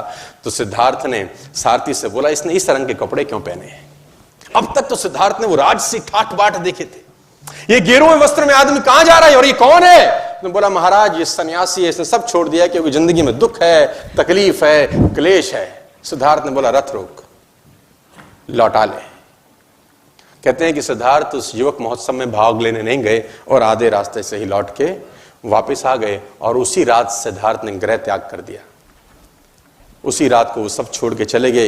एक चीज बदली सिद्धार्थ के जीवन में और वो था विचार। 12 बरस के बाद लौटे, बुद्ध होके लौटे, तेज उनके चेहरे पे था। घर का किवाड़ खटखटाया, यशोधरा ने दरवाजा खोला। छोटा सा बच्चा था जब 12 बरस पहले सिद्धार्थ गए थे। यशोधरा ने पहले तो खूब गालियां दी कि तुम मुझे बता के नहीं जा सकते थे, मुझे पूछ के नहीं जा सकते थे। सिद्धार्थ बोला, मैं तुझे पूछता तो मुझको जाने देती। तू रो रही है, तकलीफ में है, गालियां दे रही है कि मैंने 12 साल तेरी सुध नहीं ली, मैं 12 साल तुझे चला गया छोड़ के, तू ये देख कि गया कोई और था यशोधरे, आया तेरे पास कोई और है। जो गया था वो लौटा नहीं है, लौटा कोई और है। मैं आपको बताना चाहूंगा सर, एक चीज बदलने से आपकी पूरी जिंदगी में भूचाल आ सकता है।